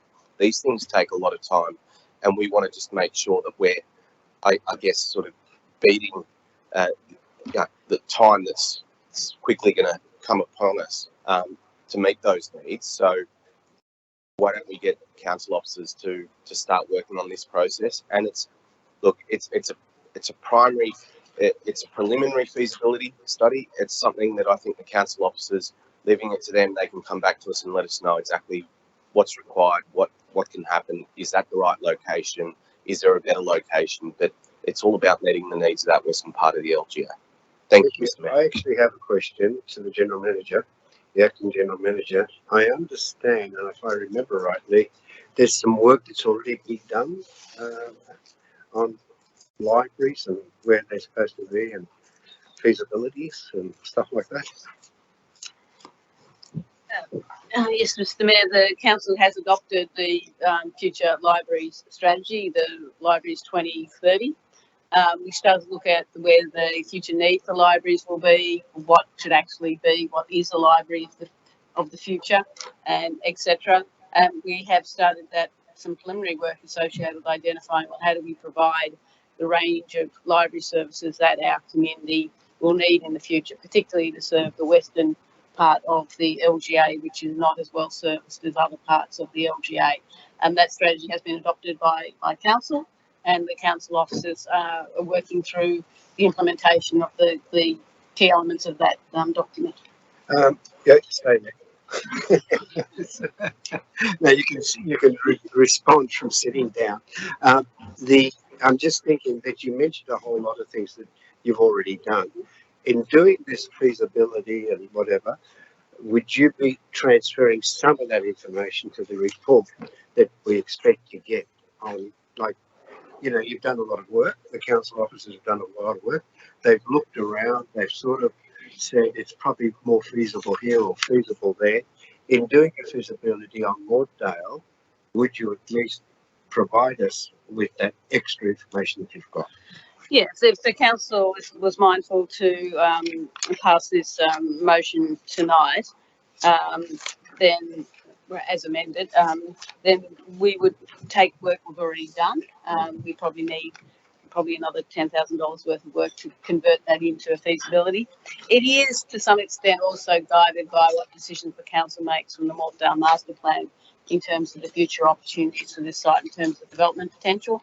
The site itself could have value that can be transferred to to a better library on that site. So there's some development potential, which is because we own the site, we leverage off the value of that site to provide for the library, and we would need to test some of those feasibilities based on what decision the council makes under the master plan. Great. Now, do we have anyone that's objecting to this motion? Yes. You're objecting to it? Yes, I am.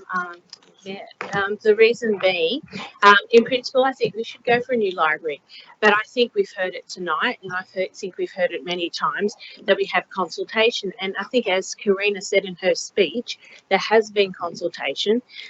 She's also said that maybe we're not servicing other areas, and I think it's a bit unfair if Mortdale takes all of it. So maybe we should have, or maybe it should be amendment that we look at servicing the whole area and what the best solution is, instead of forcing Mortdale to be the key solution to the detriment of the rest of the wards. Can I just ask the general manager, because Councillor Smoothly indicated that there were a walk away there was Penshurst, a walk away there's another school, a walk away there's another 6 schools. Yeah, well, that paints a different picture. Could you, what is your views on what Councillor Jamieson just said?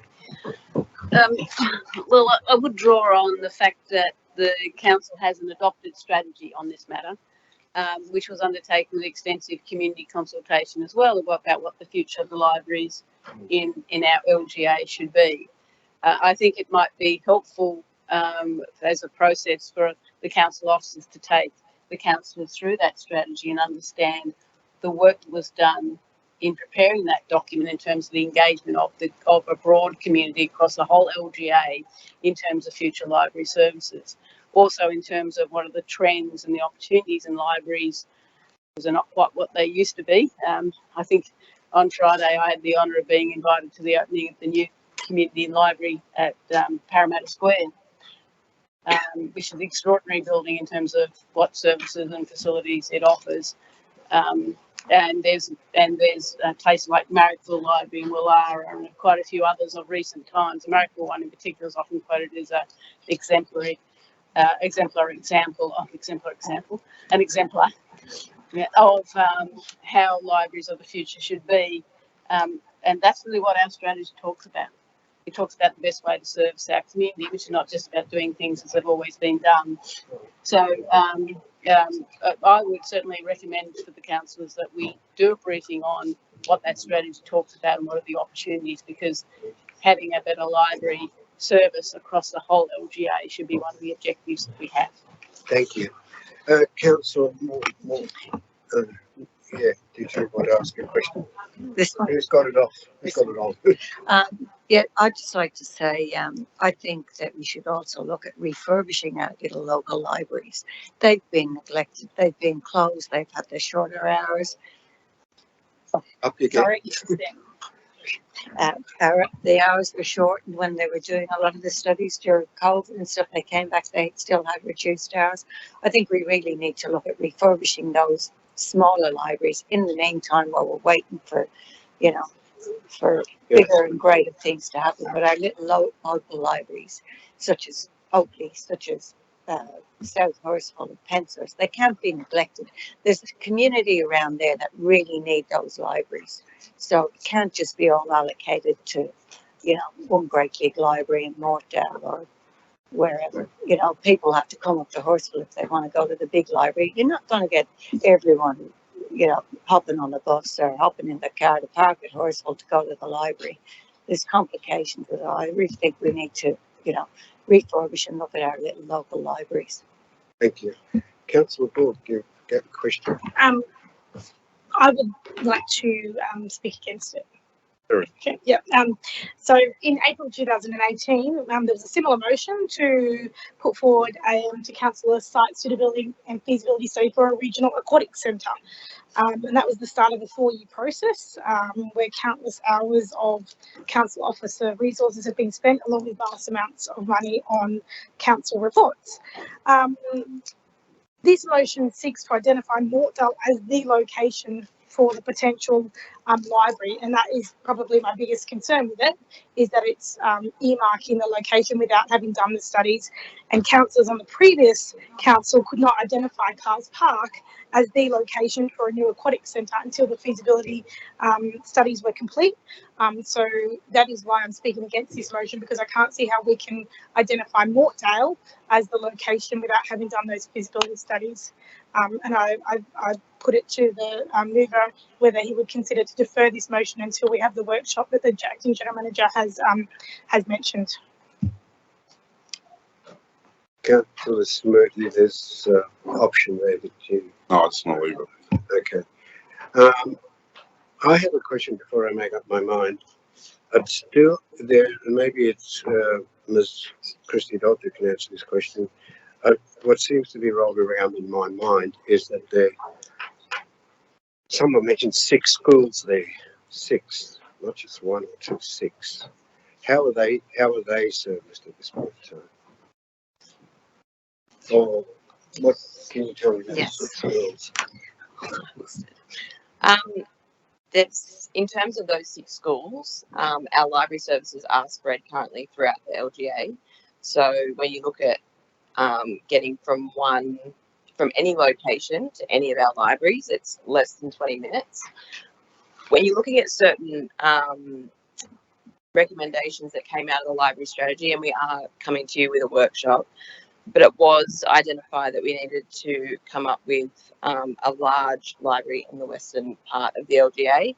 When we're looking at why those particular locations have been selected, it's about public transport as well and how you could access that library. So I think there were suggestions around, you know, Lugano or other areas of the western part of the LGA, but that wouldn't get the commuting of the school children and people coming and going through public access points. So that is one of the key considerations. And the other consideration is funding. So council doesn't have the money to go and build a brand new library in these areas, or necessarily right now refurbish all of our smaller libraries.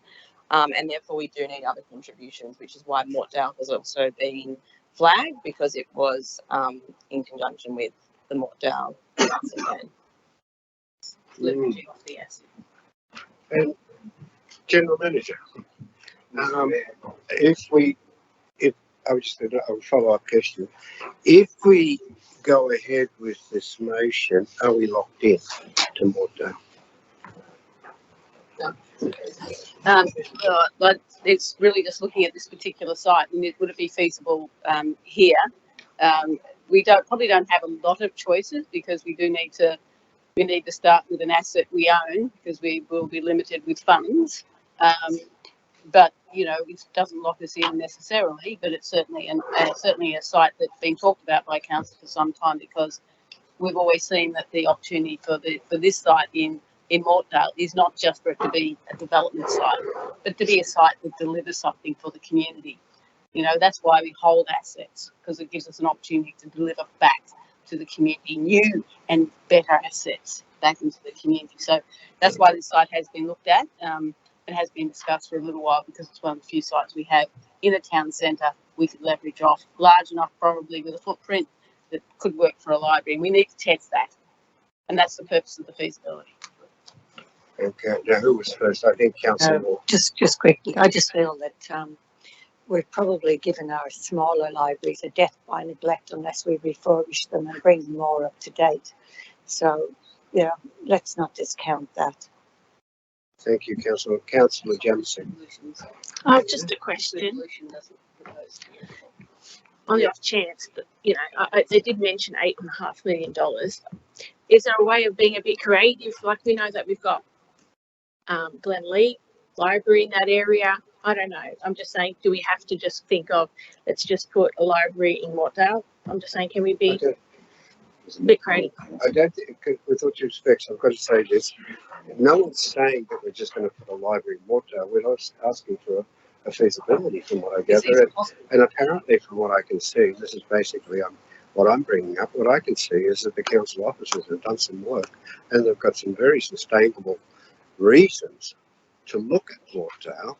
It's not just a fly-by-night thing. It's actually something that they have looked at. Now, having said that, you're talking probably another $10,000.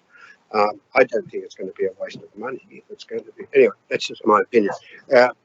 Who's first? Mr. Mayor, look, I think it's all the points being raised, I think, are fair, and I think they must be considered. But I think we're almost getting ahead of the motion, and we're almost putting council officers on a spot to provide us with the feasibility study without any proper research or background on that. So,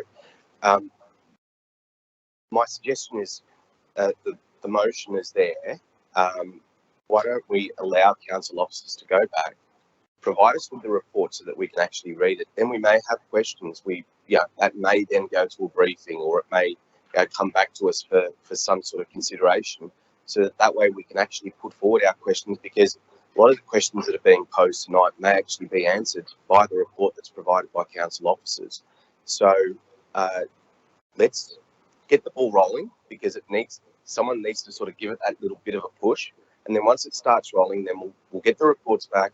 We'll be able to sit there, read it, and like mentioned earlier, Councillor Mort, your point about refurbishing the smaller libraries, most definitely that may come in the report. About things that that tie in line with the library strategy for 2030. But this motion doesn't talk about any of those smaller libraries. It's merely talking about the need for a district library to serve the western part of our LGA. And I think that's what we've got to look at.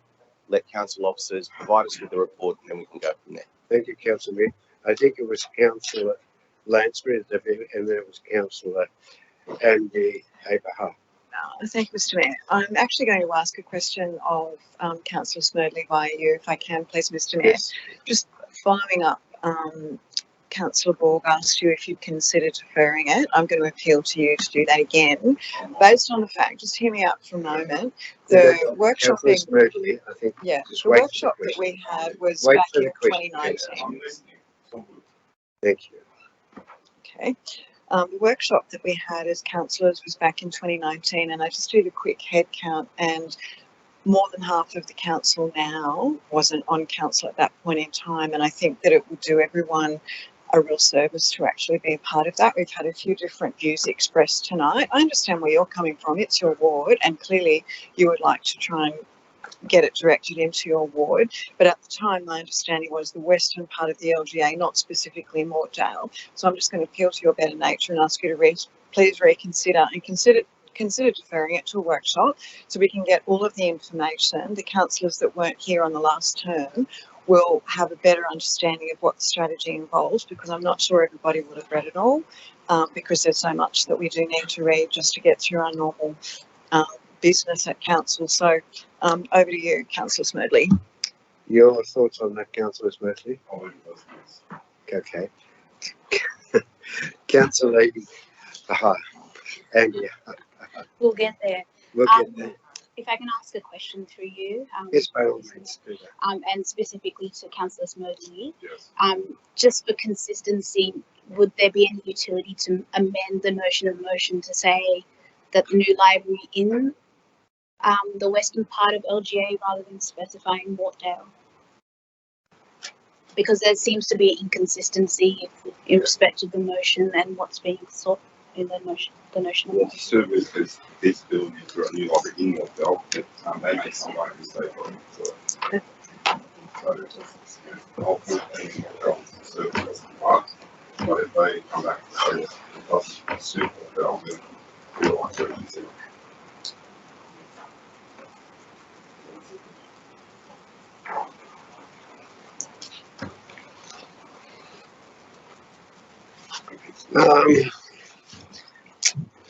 All right, does anybody else want to speak against the motion? Oh, the councillor. Yeah, just a question, Mr. Mayor. Yeah. Look, I think it's great to have a new library somewhere, and I kind of think that Councillor Smedley's motion is a good one. I guess the quick question is where. But just reading the last line in the report, it says the feasibility study has commenced. However, it's awaiting the outcome of the Mortdale Master Plan in order to finalise and make recommendations. So, yeah, I guess it comes back to getting information with this workshop as to what's been happening so far. So, from that point of view, I support what Councillor Lansbury has just mentioned. Thank you.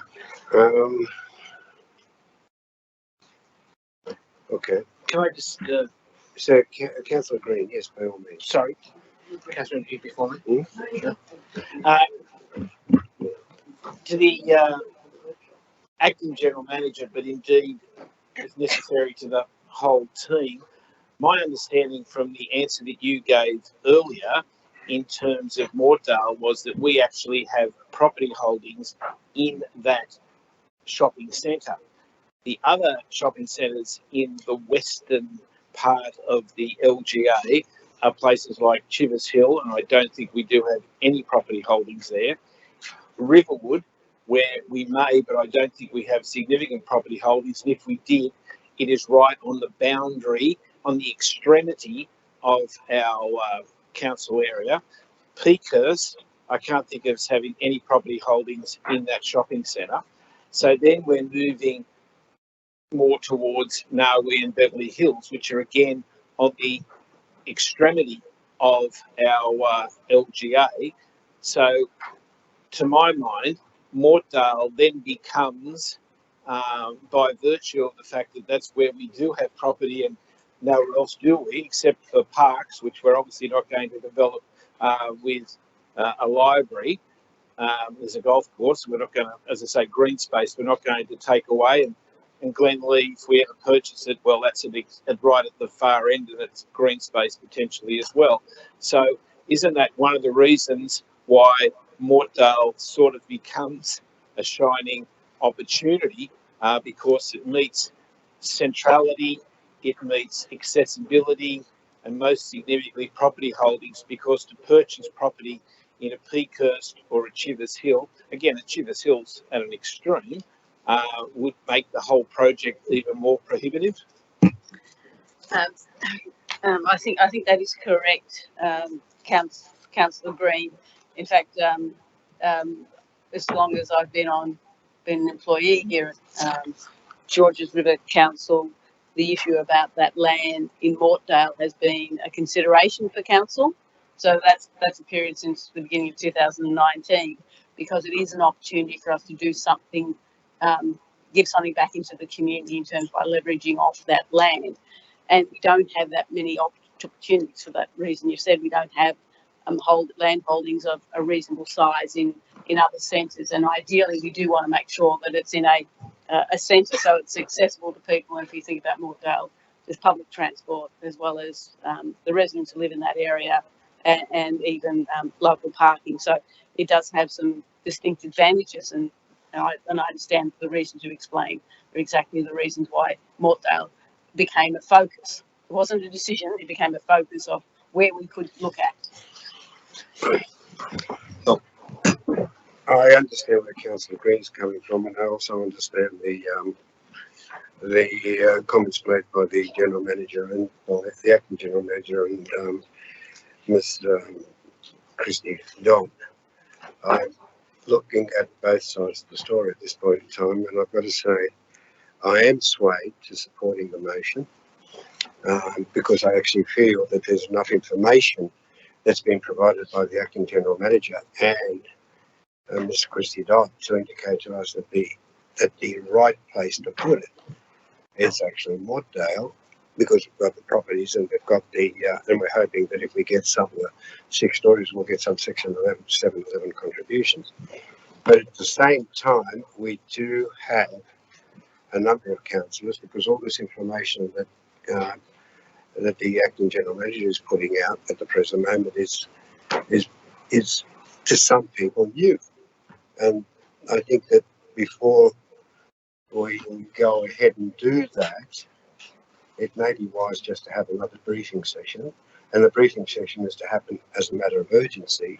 That's the way I see it, and then the motion is to come back at the next council meeting in October and deal with it. Although I'm still tempted to vote for the motion, and or we could vote for the motion and add an amendment to it, and that a further briefing session is to be held so that the council officers can provide us with more information. I don't see any problem in actually doing a feasibility study on. It's only a feasibility. We're not saying it's going to go there. It's only a feasibility.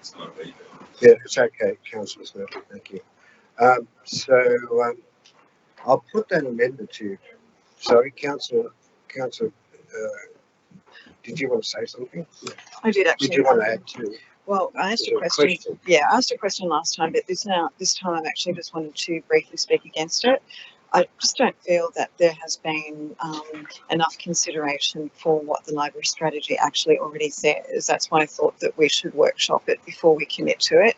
There's enough concern amongst some of the other councillors and first-term councillors more specifically that are not probably familiar enough with it. Councillor Mort has very firm views about the sub-branches, branch libraries, as do I. I share her views on that.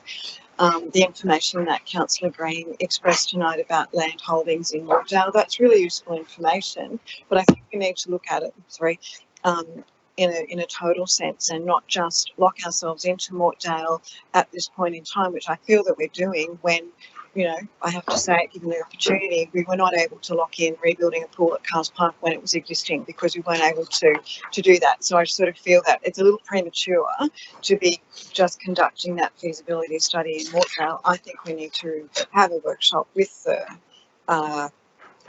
strategy. More information can be provided, and so therefore I just wanted to foreshadow, basically, if this motion isn't successful, this one that appears on the screen now, that I'd foreshadow that we just defer it to a workshop, so it's not lost, but we actually include that step before we commit to anything as a council.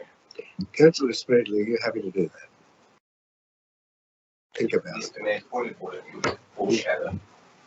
Well, it means that we defeat that motion. Sorry? You vote on the original motion, Mr. Mayor. You vote on the original motion, and if that motion then loses, that is a foreshadowed motion being put forward by Councillor. I'm just actually wondering if Councillor Smith is happy to accept that it goes to a foreshadowed motion. Yeah, well, no, it goes to a what do you call it, briefing session. I'm happy for it to go to a briefing session, but like I just don't see what the issue is about feasibility study. To go to the briefing session. Who seconded it? Well, no, I think he's not withdrawing his motion. Now, can I just suggest then that what I think Councillor Smurley is coming around to the idea is that there be an addition that outlines a need for a new library to serve the western part of the LGA, and a workshop be provided to councillors to brief them on this issue or words to that effect. That which I think, Mr. Mayor, addresses what you were speaking of. Yeah, no, that's fair enough. So hopefully addresses the concerns of others. Let's put that motion up. Just if we can just help the committee clerks at the moment. Councillor Green, could you repeat that, please? So that the workshop be provided to councillors. On a briefing here, that's right, and be provided to councillors. I would say on the library strategy. On the library strategy, and that will suffice, I think. And nothing else. Okay, well, let's put that up and Councillor Money. Sorry. Yeah, Councillor Money, you were going to say something.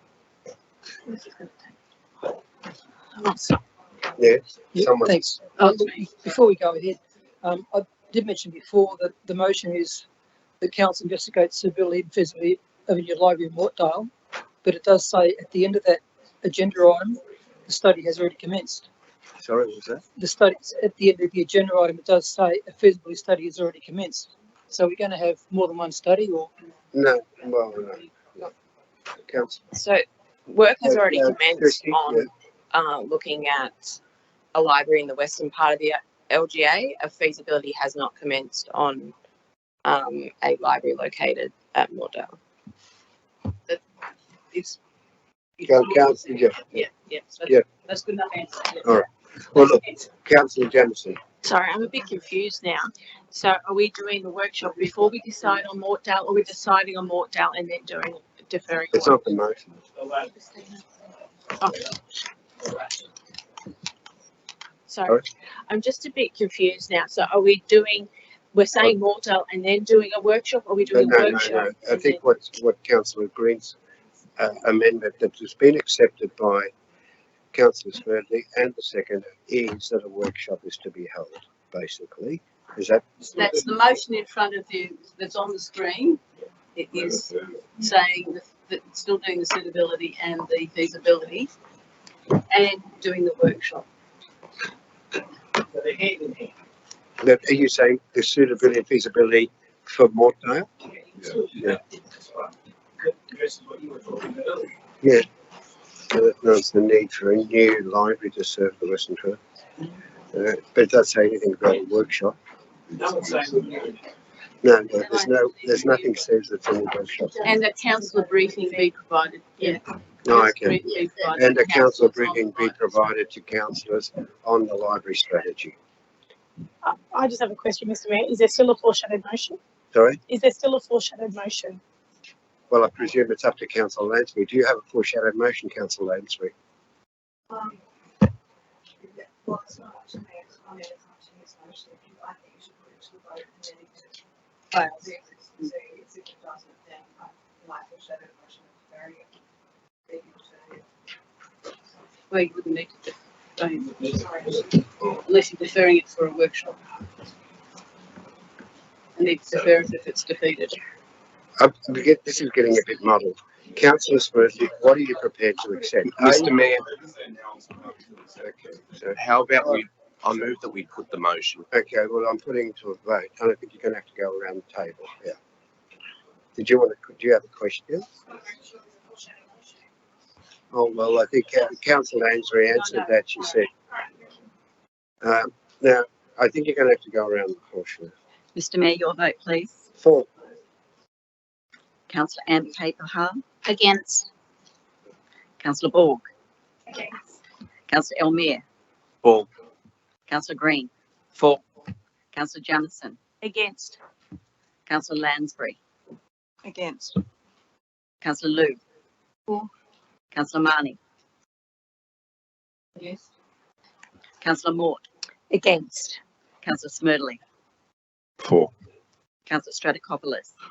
For. Councillor Symington. Councillor Wang.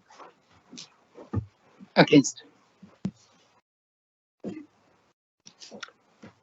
waiting for the numbers. 6 for, 7 against. How many? 6 for. 8 against.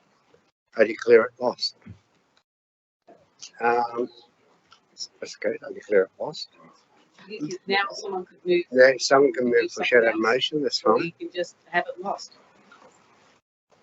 If anyone's got any great ideas, they're very welcome.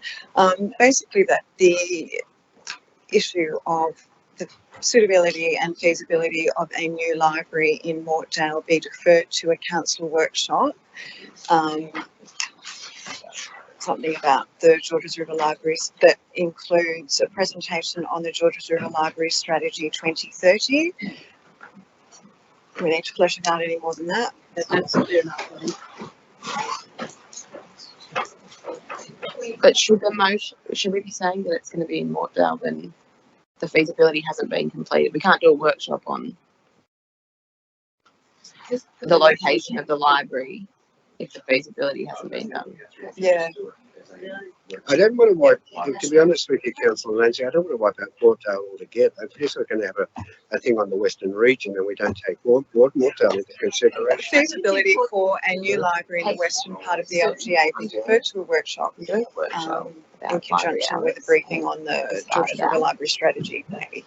Can I? Councillor, the general manager, yes. So we do have a workshop planned for councillors, particularly around some of the issues around the proposed future library hours. Our proposal would be to include background to the library strategy as part of that. I would also suggest that rather than saying it is Mortdale, we brief the councillors on how the decision, why we started to focus on Mortdale. And if you're happy with that sort of rationale, the next process might be to have the feasibility. To actually explain the sort of rationale that Councillor Green started to talk about in terms of a site we could leverage off the value and deliver a community asset that meets a need in the western part of the city, and that's why we started to hone in on this site.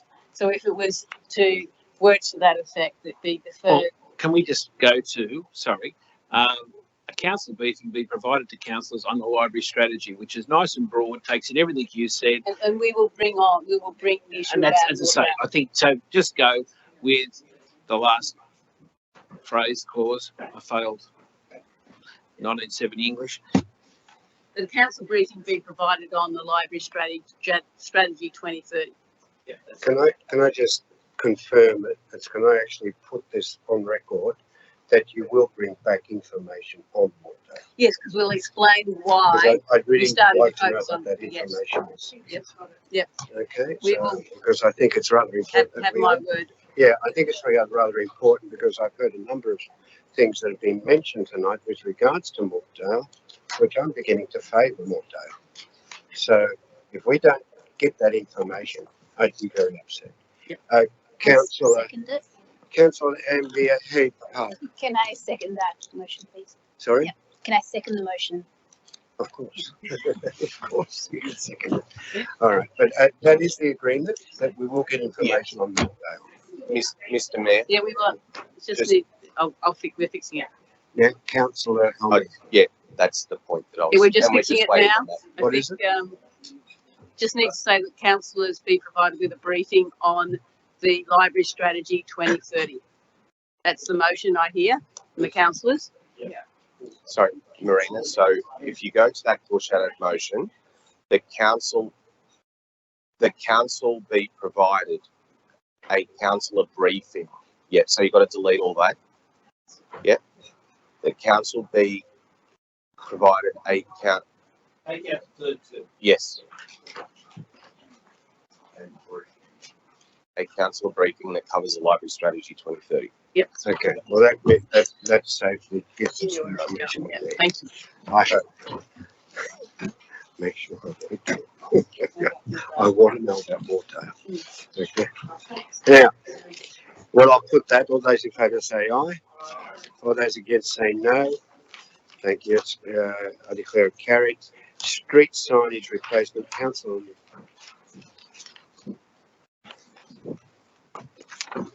Thank you, Mr. Mayor.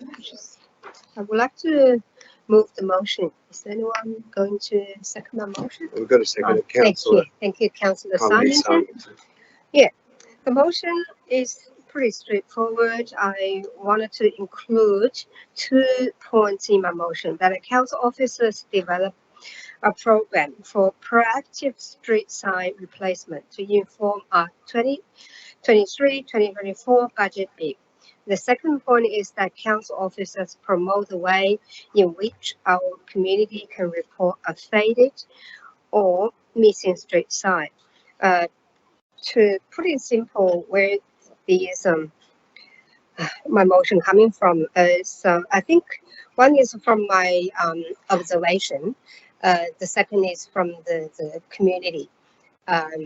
Even before the council election, I heard a lot of people saying, especially in particular in the Hershey CBD area, some of the street signs are pretty faded, need to be replaced.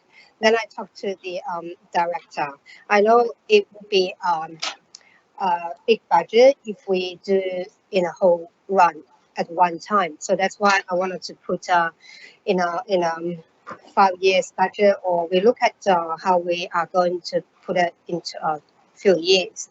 And the second point is we wanted the community to be part of it. We encourage the community members to report that are faded or missing the street sign to us, because council, I don't have the resources to see every corner from the community. So that's why it's coming from. Thank you. Thank you, Symington, to support Councillor Colleen Symington. my motion. Thank you, Mr. Mayor. As Chair of Assets and Infrastructure, I previously discussed this issue with the Director and with the Manager of Strategic Placemaking, because there are large sections in the Hurstville ward where the street signs are virtually invisible. We desperately need this proactive sign replacement program, and I'm going to tell you all now, I will be advocating for Hurstville Ward to be first, and I'm sure Councillor Liu and Councillor Wang will be right behind me, because we need it there. I decided to do my own little mini audit about a month ago, and I went around. I thought, oh, I'll get a few signs that will need replacing. Well, like, there's masses of signs that need replacing. They've virtually been erased in some sections, and in the sections bounded by Queens Road, Croydon Road and Stony Creek Road, so many in there you can't really see, particularly up Queens Road and McLeod Street, which I've raised that with Ms Barnes. And then we go over to Morgan Street, bounded by Kingsgrove Road and Stony Creek Road again, and like they look like they've just been rubbed off. So I wholeheartedly support this, and I say go Team Hurstville Ward. Thank you. I have a question to the Director, Mr. Andrew Latler. I read a figure of $50,000 and 500 crossings. Does this motion actually lock us into spending that sort of money, or are you going to prioritise what is spent where? Mr. Mayor, the motion in front of you doesn't actually lock you into that number. What we're looking at is developing that program and then coming back to council. Thank you. Thank you. Okay. Is there any, Councillor Wang, did you want to talk to this? Yeah, probably you asked the question I wanted to ask. So what's to replace the street sign or fix the pothole in the road, was that the part of the business as usual, or do we need a special program to do that? It's through you. Through you, Mr. Mayor. The reason that we're talking about a special program, there are a couple of issues that we've got with street signs. One is the fading of street signs. The other is the relevance of the branding on those street signs. And the other is just general replacement based on, when something occurs. So there are three aspects to street signage. Okay, so is it not in the budget, or do we need a special budget? Mr. Mayor, there is a maintenance budget, but it's always been based around replacement only. So replacement as required. So that has been the basis of it for the last 5 years. So do we have a budget challenge or not?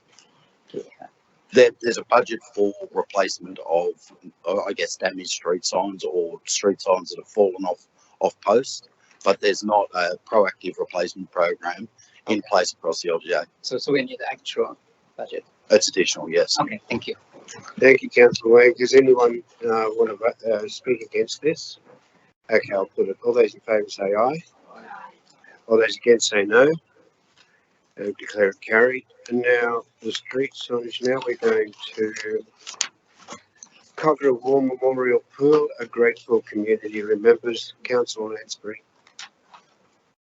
Thank you, Mr. Mayor. I will Seconder.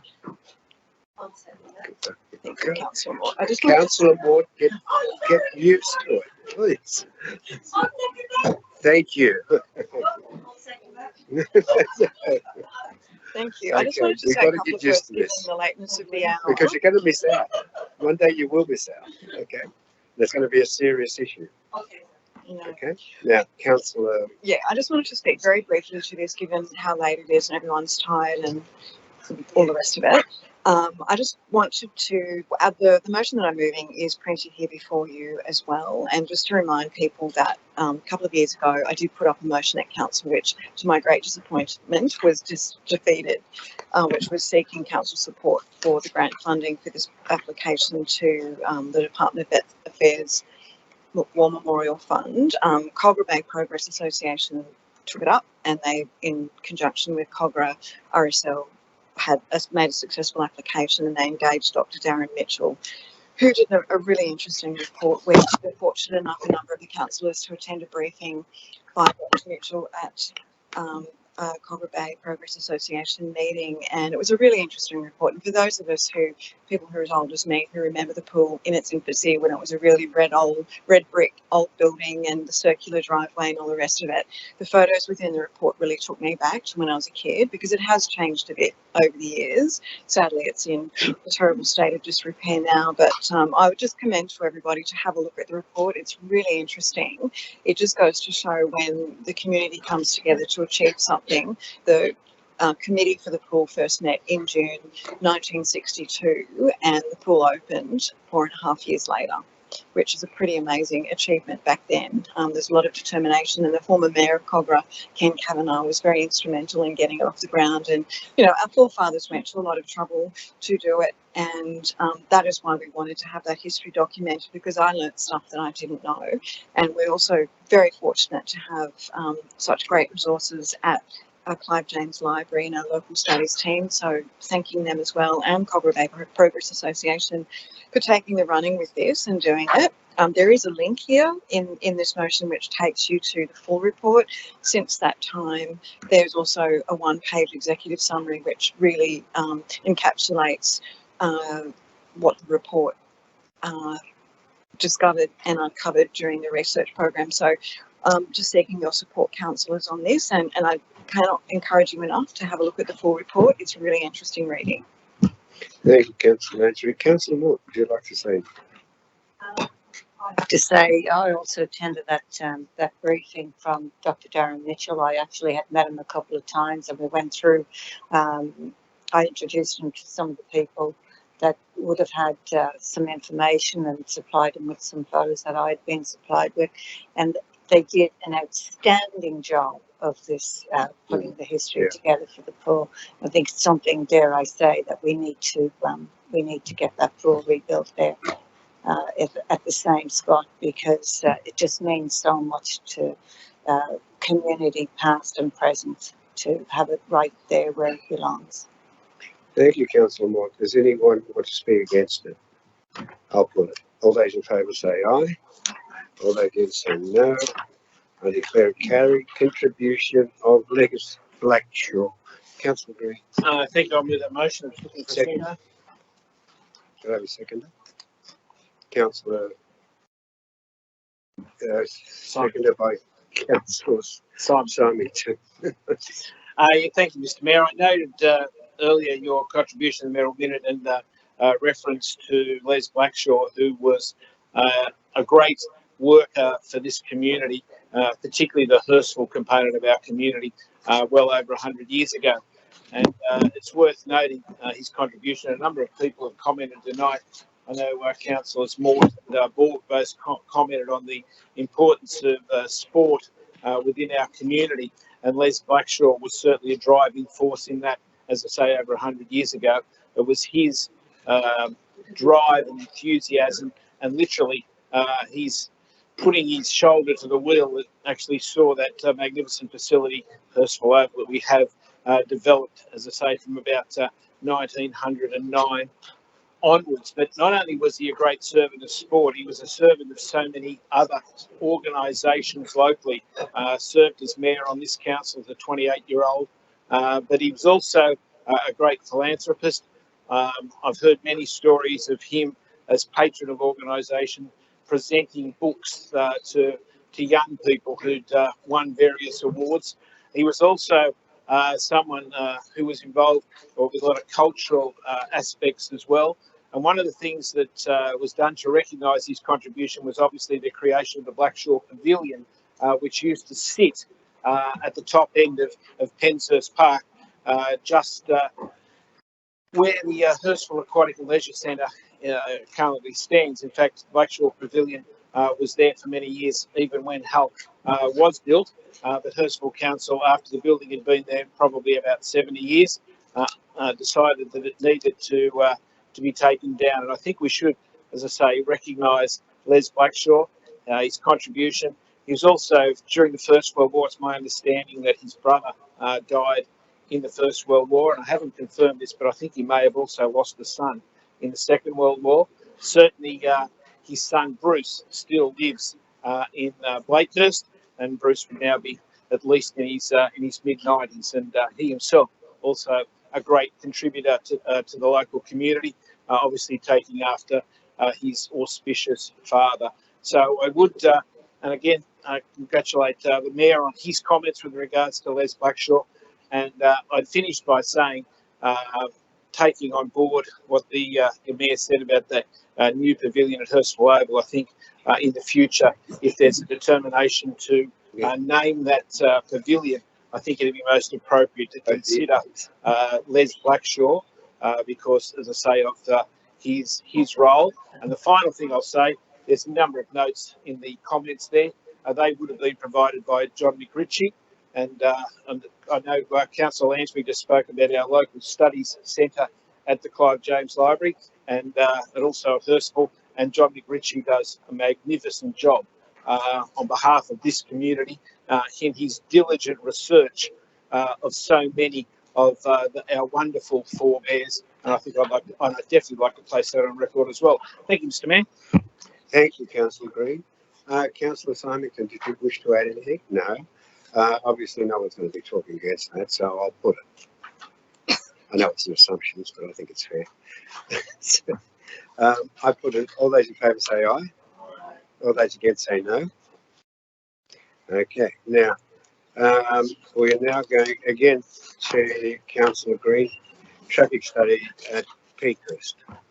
Yeah, thank you, Mr. Mayor. I'd like to move this motion, and hoping there'll be a seconder to that motion. Councillor Merton. Thank you, councillors. This area, as I say, bounded by Jarks, Trafalgar, Bonds Road and Forest Road, has seen significant development in recent years. And I know there's a lot of history to that, and I won't touch on it at the moment unless I'm asked, but there is significant history, but it's certainly seen an enormous amount of development and a large increase in traffic in that community. Not only a large increase in traffic, but there's also been access and egress issues for not just the people who now live in that area bounded by those four streets, but also the people who drive through there, the people who use, obviously, Peakhurst Park, and we won't revisit the conversations that have taken place before. So I therefore move this motion in the hope that we undertake a traffic study to see one, and I know there has been work done previously, but I think we need to update that work, use that as a basis, and provide a traffic study that will be able to assist our engineers in hopefully providing solutions to what is a very difficult traffic situation for, as I say, the broader community. Councillor Square, did you want to say anything? Yeah. I just want to say I support this motion as it borders my ward, but in relation to your comments about history, I'd like to hear that in reply, if that's possible. Thank you, Councillor Jamieson. I have a question to you, Yes. Mr. Mayor. Just with the procedure, could you explain, could somebody please explain? So when we do development, don't we do a traffic plan beforehand? And do we plan for this sort of stuff, or do we wait for the development and then plan and find the issues afterwards? How does, just because I think I'd go to the director. Through you, Mr. Mayor, to Councillor Jamieson, the process is, of course, when you look at a rezoning of an area, you do a traffic study. Yes, you do. However, I cannot, area was rezoned under the former Hurstville Council. I cannot tell you whether a traffic study and appropriate mitigating measures were undertaken. But you are correct. when you do any type of rezoning like this, yes, the traffic assessment's done. You may recall that there were some 5 housing investigation areas that were done, identified as part of LEP 2021, how traffic studies were done for all of those, and mitigation measures identified and provisions put in the development contributions plan to address that. In this area, as I say, was done under the former Hurstville Council, so I can't. Thank you, Director. Can I just have a procedural motion to extend the time for another 15 minutes? Moved by Councillor Lansbury, seconded by Councillor Symington. All those in favour say aye. All those against say no. Councillor Wayne, did you want to talk to some? Yeah, just question probably. Question, new yes. to this process. So if we identify a hotspot for traffic, do we just have a new traffic study, or we have a more systematic, holistic view of the overall area traffic study? Just for my benefit. Look, I'll start, and then Mr. Latter may wish to take over to look at it a more refined area. So I'll give you an example. So in the former Cogra area, a number of areas was upzoned. There were no traffic studies that were undertaken, so no mitigating measures put in place to address it. So under this council, under the previous council, the identification was Cogra North, Blakehurst, and I think in the area around just off the Princess Highway there, we went back and we did some traffic studies in hindsight.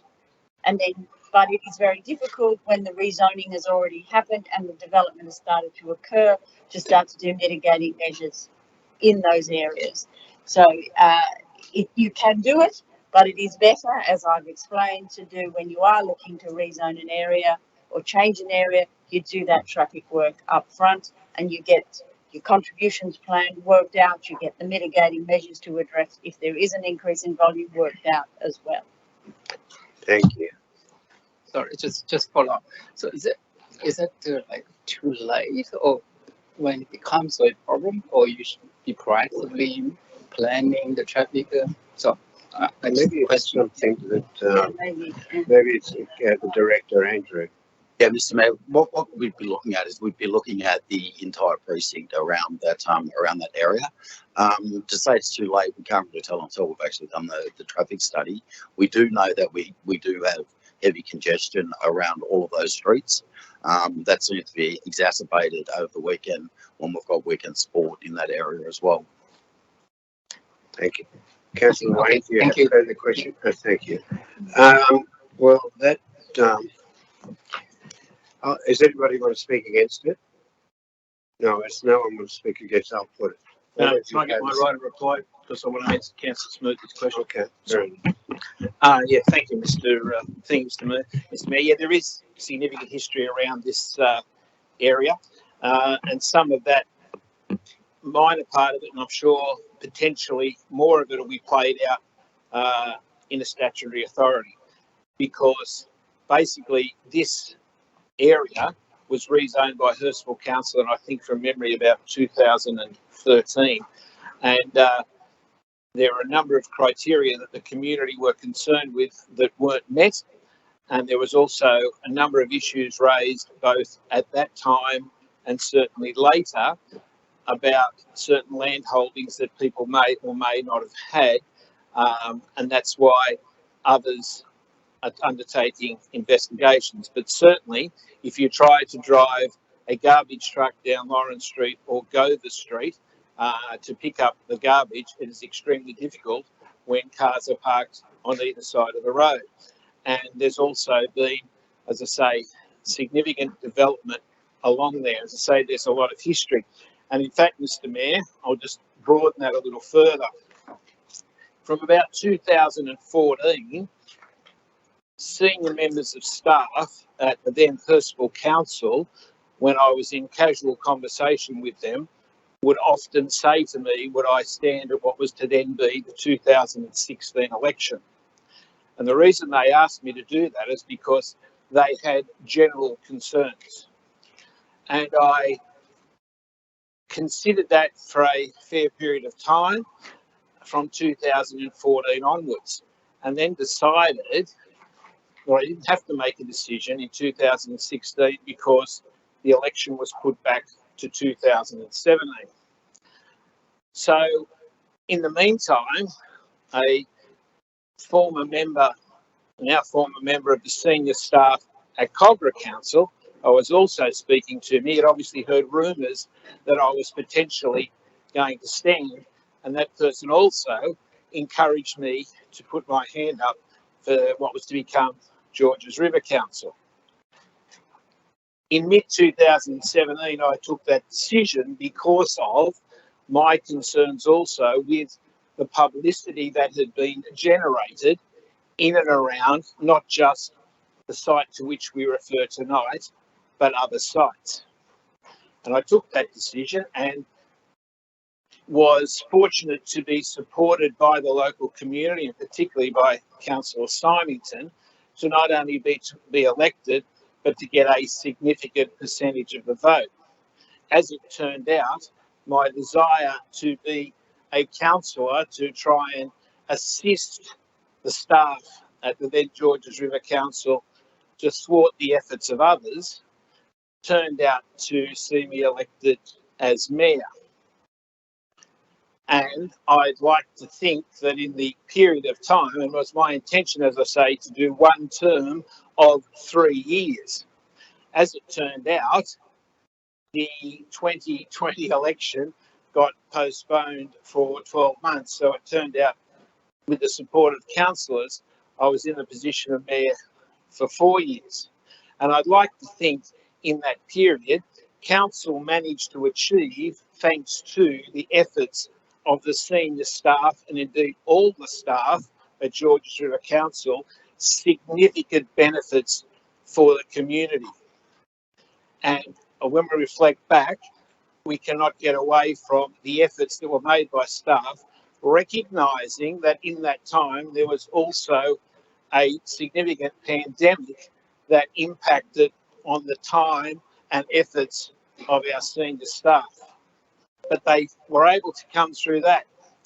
Also, as it turns out, or sorry, as it's now become public, there were efforts, covert and indeed overt, by others to try and undermine the efforts of our staff. The reason I say that is because tonight, having done those 4 years and been discouraged by family and friends, but feeling an obligation last year, I decided to stand because at that stage, allegations were still allegations. And I felt a responsibility to continue in the role that I had undertaken, particularly to support the staff.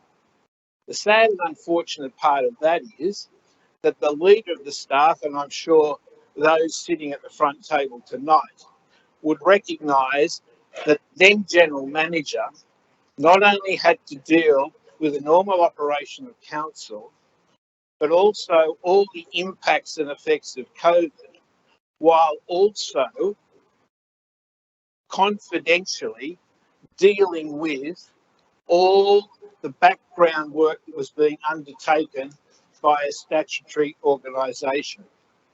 Councillors, I have been involved with this community on various committees, both at sports and community and indeed government level, for over 40 years.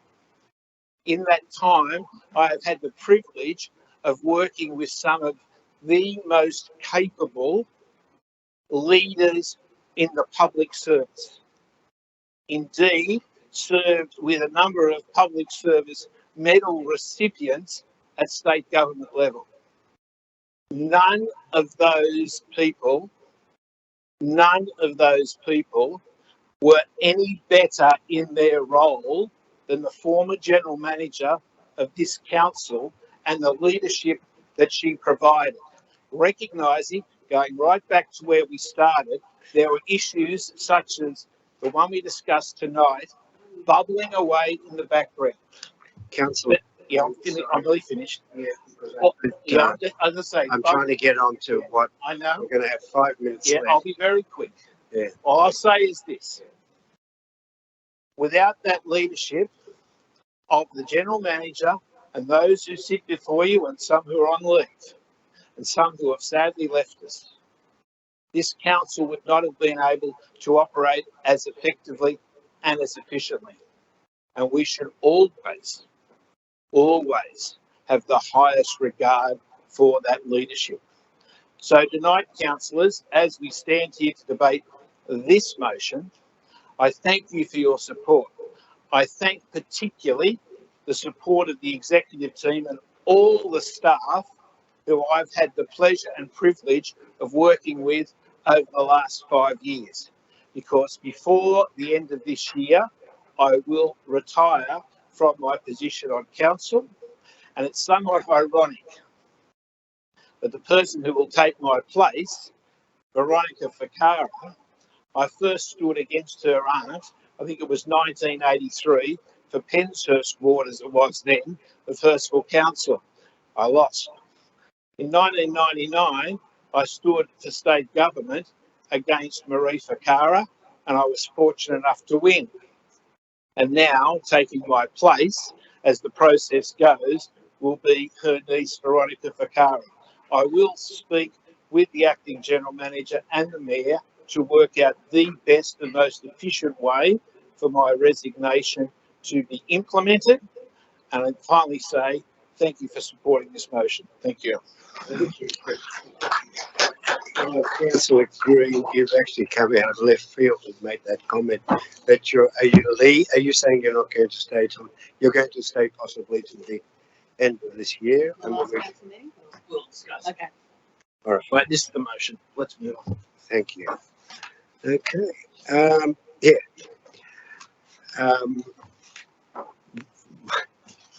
I'll move the. Sorry, does anyone want to speak to that? That was the reply. That was your reply. Okay, that was your reply. All right, thank you for your reply, Councillor Green. I think you've probably astounded a few of us here. And I didn't realise that you were talking about something else that you were going to do, but thank you. I will put it. All those in favour say aye. Aye. All those against say no. I declare it carried.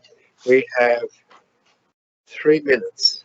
Now I want to take questions on the questions. Well, I've moved an extension for 5 minutes. Move an extension to 20 past. Seconded. All those in favour say aye. All those against say no. So we're now going to 20 past. Councillor Simon, you have a question? I'll try and be quick, but it's an important issue. Mr. Mayor, I have a couple of follow-up questions to the question that was noticed to the Director, Ms. Bishop. With your indulgence, I just want to read a small section from the Minister's response because it relates to the next question. Local councils have the option of prosecuting offences in court where the maximum penalty for breaching Road Rule 200 is $2,200. Furthermore, depending on how the vehicle is parked, council officers may consider whether the driver has breached Road Rule 125, unreasonably obstructing drivers or pedestrians who carry a higher penalty of $275. Through you, Mr. Mayor, to the Director, can you please comment on what the Minister has said, in particular around the practicality, the cost, the time, and likely outcomes of council going down this road? Through you, Mr. Mayor, to Councillor Symington, just as the Minister has suggested, from our experience, that is probably not the best use of the court's time for a start. Secondly, it's probably not the best use of council's resources, given that the outcome, the maximum fine that we could get from the process is only just over $2,200, especially when you take into account for us to go to court, we have to do a brief, we have to have a solicitor on board, we have court time, we have court costs, we have staff time, and of course the outcome is not known. So it is not the most appropriate and efficient path to follow in this respect. One more question through you, Mr. Chair, to Ms. Bishop. It seems that the Minister has completely dismissed Georges River Council's suggestion of implementing a tiered penalty system. Ms. Bishop, can you explain how a tiered penalty system would assist our council officers and then ultimately the residents impacted daily in our LGA? Thank you. Through you, Mr. Mayor, to Councillor Symington, my understanding of a tiered system is you get a fine for the first offence. Let's say it's $117, is what you've got now. Your second offence, it would increase to the next level. Your third offence would increase until you would get to maybe $500-600. It's a process that they currently do with the fire safety provisions. It's a weekly increase of $1,000 if you don't respond. So I guess what the impact one would hope that would then deter the truck driver, maybe not the truck driver, but the truck driver's company, who would be having to continue to pay an ever-increasing fine if they continue to do the wrong thing. Thank you. Is there any further discussion? Oh, sorry, there's no more discussion because it's a question that's on notice. I think if there are no other further questions, sorry, what is it? Oh, sorry. Is there anything more? No, I thought there's one more question with those. Oh, no. Two more. No. Okay. I declare this meeting closed at 11:17. I was right. I was right. I was right. I should have put my